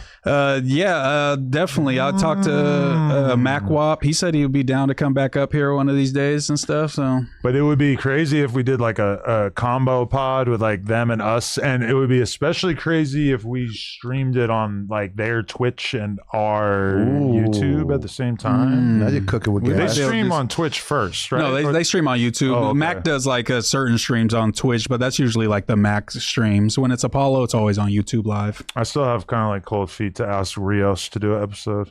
Yeah, because people are saying that he was kind of like joking when he was showing you love, and actually he still does hate you for real. But I don't know if that's true. Well, for Feels like people saying that, sarcastic. I recently followed him and he followed me back. Oh, okay, And, then maybe not. All is well. I just, I would like to do a podcast with him, but also I was actually thinking about telling him to pull up during the Crip Mac and Unk thing. But then I was like, I feel like Rios's energy is not circus It's energy. It's more like our energy on this pod. It's Yeah. definitely Rios. You know, he wants to talk about topics, get into stuff. Yeah. But I mess with Rios. He's definitely one of the most articulate, spoken dudes over there. That podcast. Yeah, I mean, honestly, I might say he's like the best podcaster from that. Sometimes he would just be super one-sided on the FMW side of things, and I felt like he could be a little more. He's But riding with his team. he's super loyal. I could give him that. Yeah, for sure. Okay, I'm going to read these real quick. Dragonite Gerb said, Doughboy, don't let him gaslight you into thinking you were supposed to save him. Y'all just met. He was popping it, and you told him that you wasn't on that. I never expected that. You did say that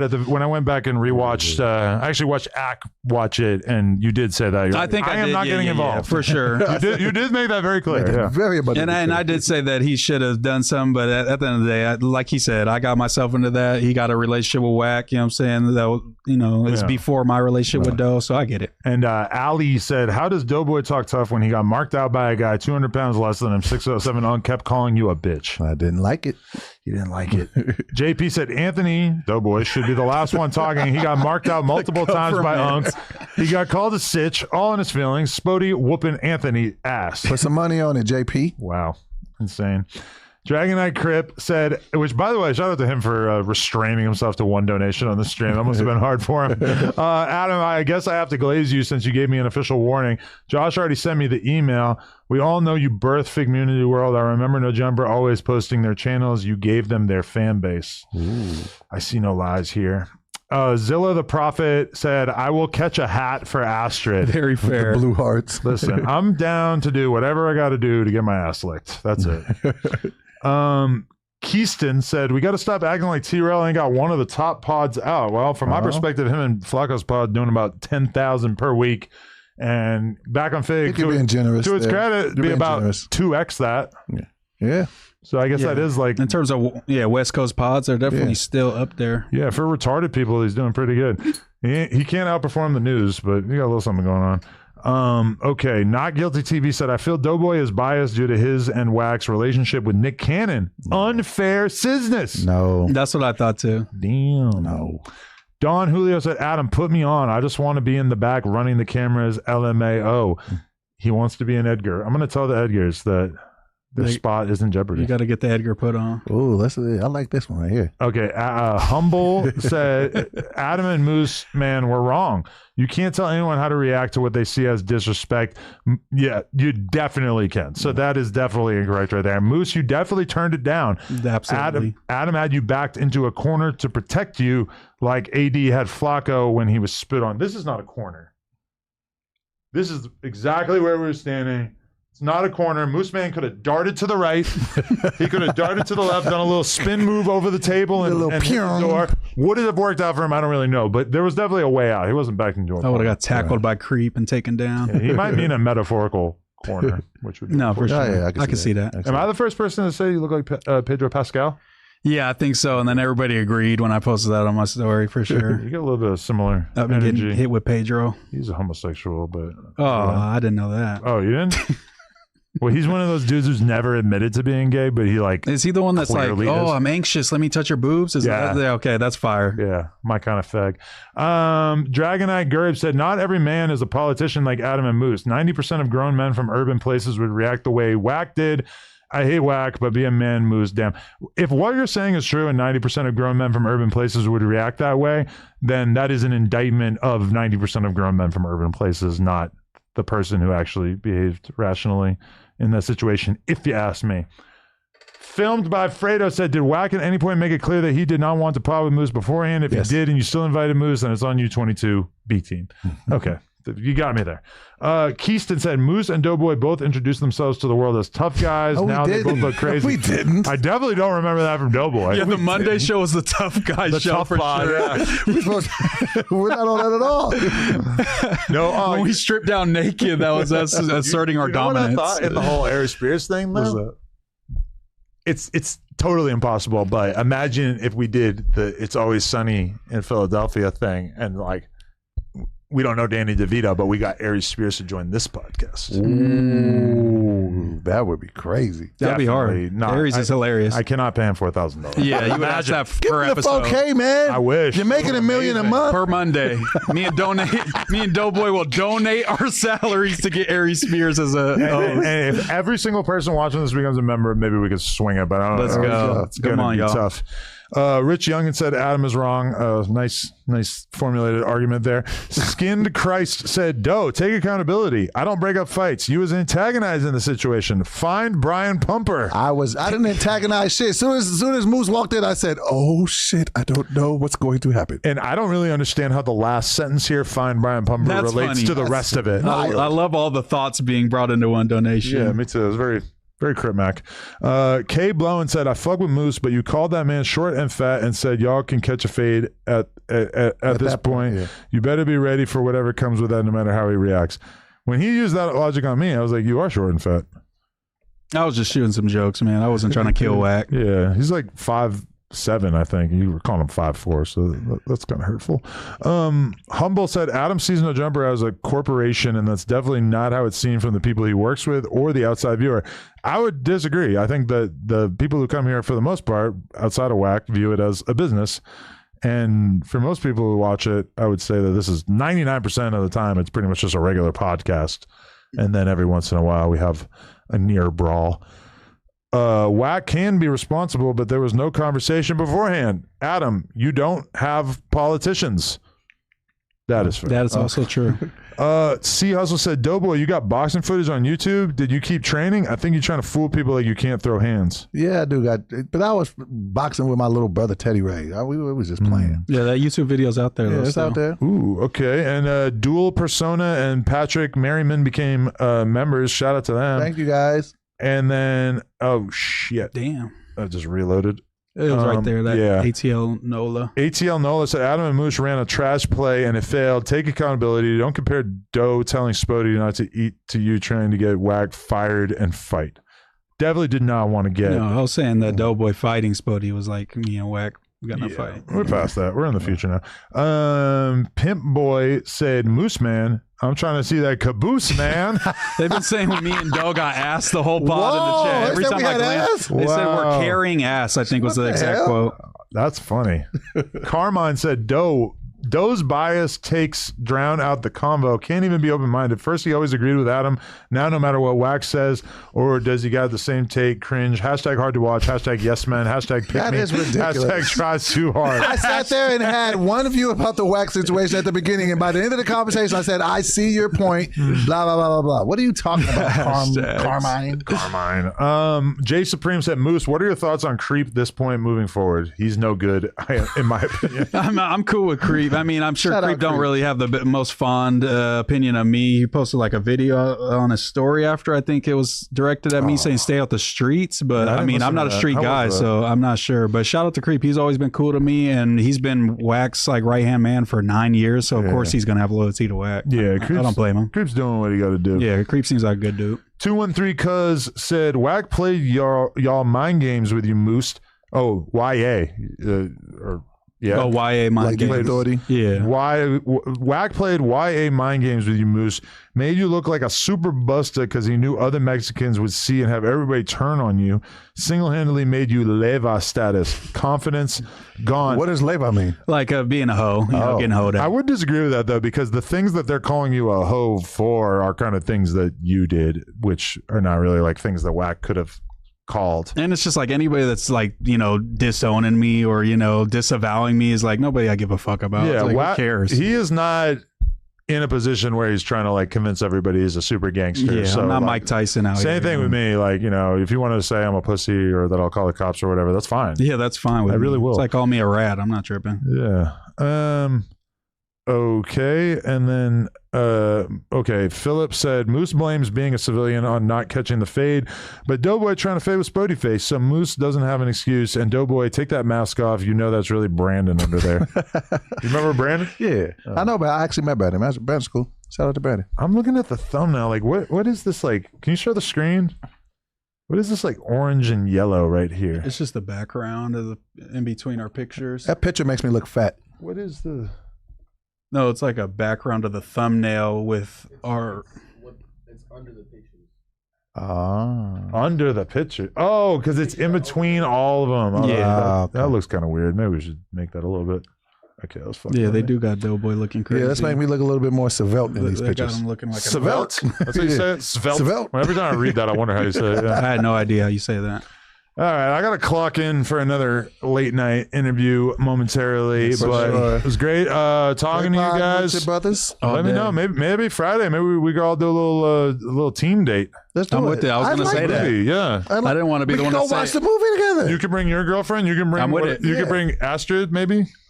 I would Don't be get open yourself to in it. trouble, Doughboy. You We better already baby saw. wipe real good. I'll help you if you need help, bro. I'll bring it. If Asher's down, let's do it. If Astrid's down to eat his ass in the movie bathroom, tap in. You know?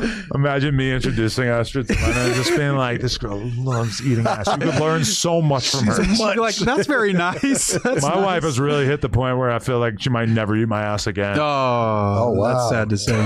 So Why not? So you get What'd the you ass do? pass then. It feels like she was open to it in the early days, and then as time has gone by, she's That old wrinkly ass. no. You know what actually happened is that she got pregnant, Mhm.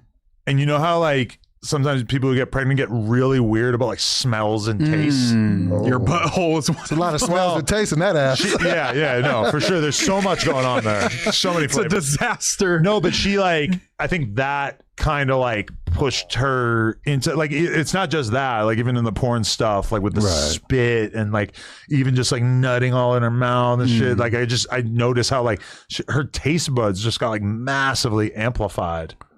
I could explain it. Like she'll eat my nut on camera, which I know people are going to point out like other guys nut on her face or whatever. But like, yeah, it's like, I noticed she If she has the choice, she's going to prefer not to. So let me ask doesn't you. like it in the way she used to. Let me ask you this, Adam, because this is probably going to happen for me before the end of the year. Sure. Get So your ass if I ate. do get my ass ate, Oh. what's the non-gay way to do it? Like, do I stand up? Do I sit down? Do Look. I hold legs? In my mind right now, she's on her knees, she's giving you head, and then as it's continuing on, you scoot down Just scooch? more and more to the point where maybe your leg goes up and maybe You hold the legs.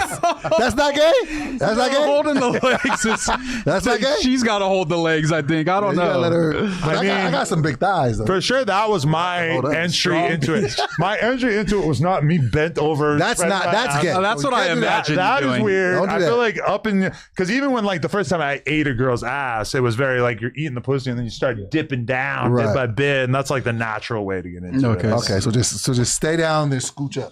Stay down till you come up. There we go. Boom. Bam. Remember that, chat. That's game for all y'all. Oh, God. You said we never did nothing for y'all. Tell a friend to tell a friend that this is a good podcast that you should watch, and make It sure you is. smash the like button. Shout out to Moose. Shout out to Doughboy. They got content. Go watch Moose talks to Ricky for 3 hours about the weather. Yes. They got riveting. And Doughboy's not gay. And Doughboy is 100% not gay. You saw how he didn't know how to get his ass eaten. I don't even know. Huh? Texted me during the spot, asked Doughboy how it feels to be the gay spot. Oh, because you know we did. Josh is so happy. Josh now. is so happy because you did a poll and Doughboy got voted gayer than Josh, which is unthinkable. No, let me tell you what this motherfucker did. Yeah. He said we was only gonna do 1,000 votes, right? When it got to 1,000, he was at 31%. I was at 30. He was like, "No, we should keep letting this go." He waited till I got to 31%, and then he stopped it. I said, "You some of them." But you know, that's part of some of the mind games that were going on at the time that all those guys left the pod in 2023 is because, like, I remember we did a poll one time, like, what do you like better, the No Jumper Show or At the End of the Day? And it was like, I think at that time, the No Jumper Show was doing like significantly more views, but obviously, like, the chat wants to trigger people. You know, Whoever cares more, they're going to side against you. I seem like the one who would get triggered, and I knew this at the time, and I just like very much did not say shit and just didn't really like acknowledge that I was annoyed or anything. Yeah. But like that was like definitely part of it. It's like, we have the most popular show on the podcast. No, the fucking fans tricked you into thinking that you had the most popular show on the podcast. Yo, get a membership, y'all. Go crazy. Yo, but Get that that. was part of what Aries Spears was telling Vlad is he sent him a screenshot of a bunch of comments. You gotta resort fire. to He's like, comments. look at all fuck these with that. comments saying that they only watch Vlad because of me. Like, What's at the clearly top comment? Because That if was it wild. was, you might have a case. That was wild. Damn. All right. Appreciate it, y'all.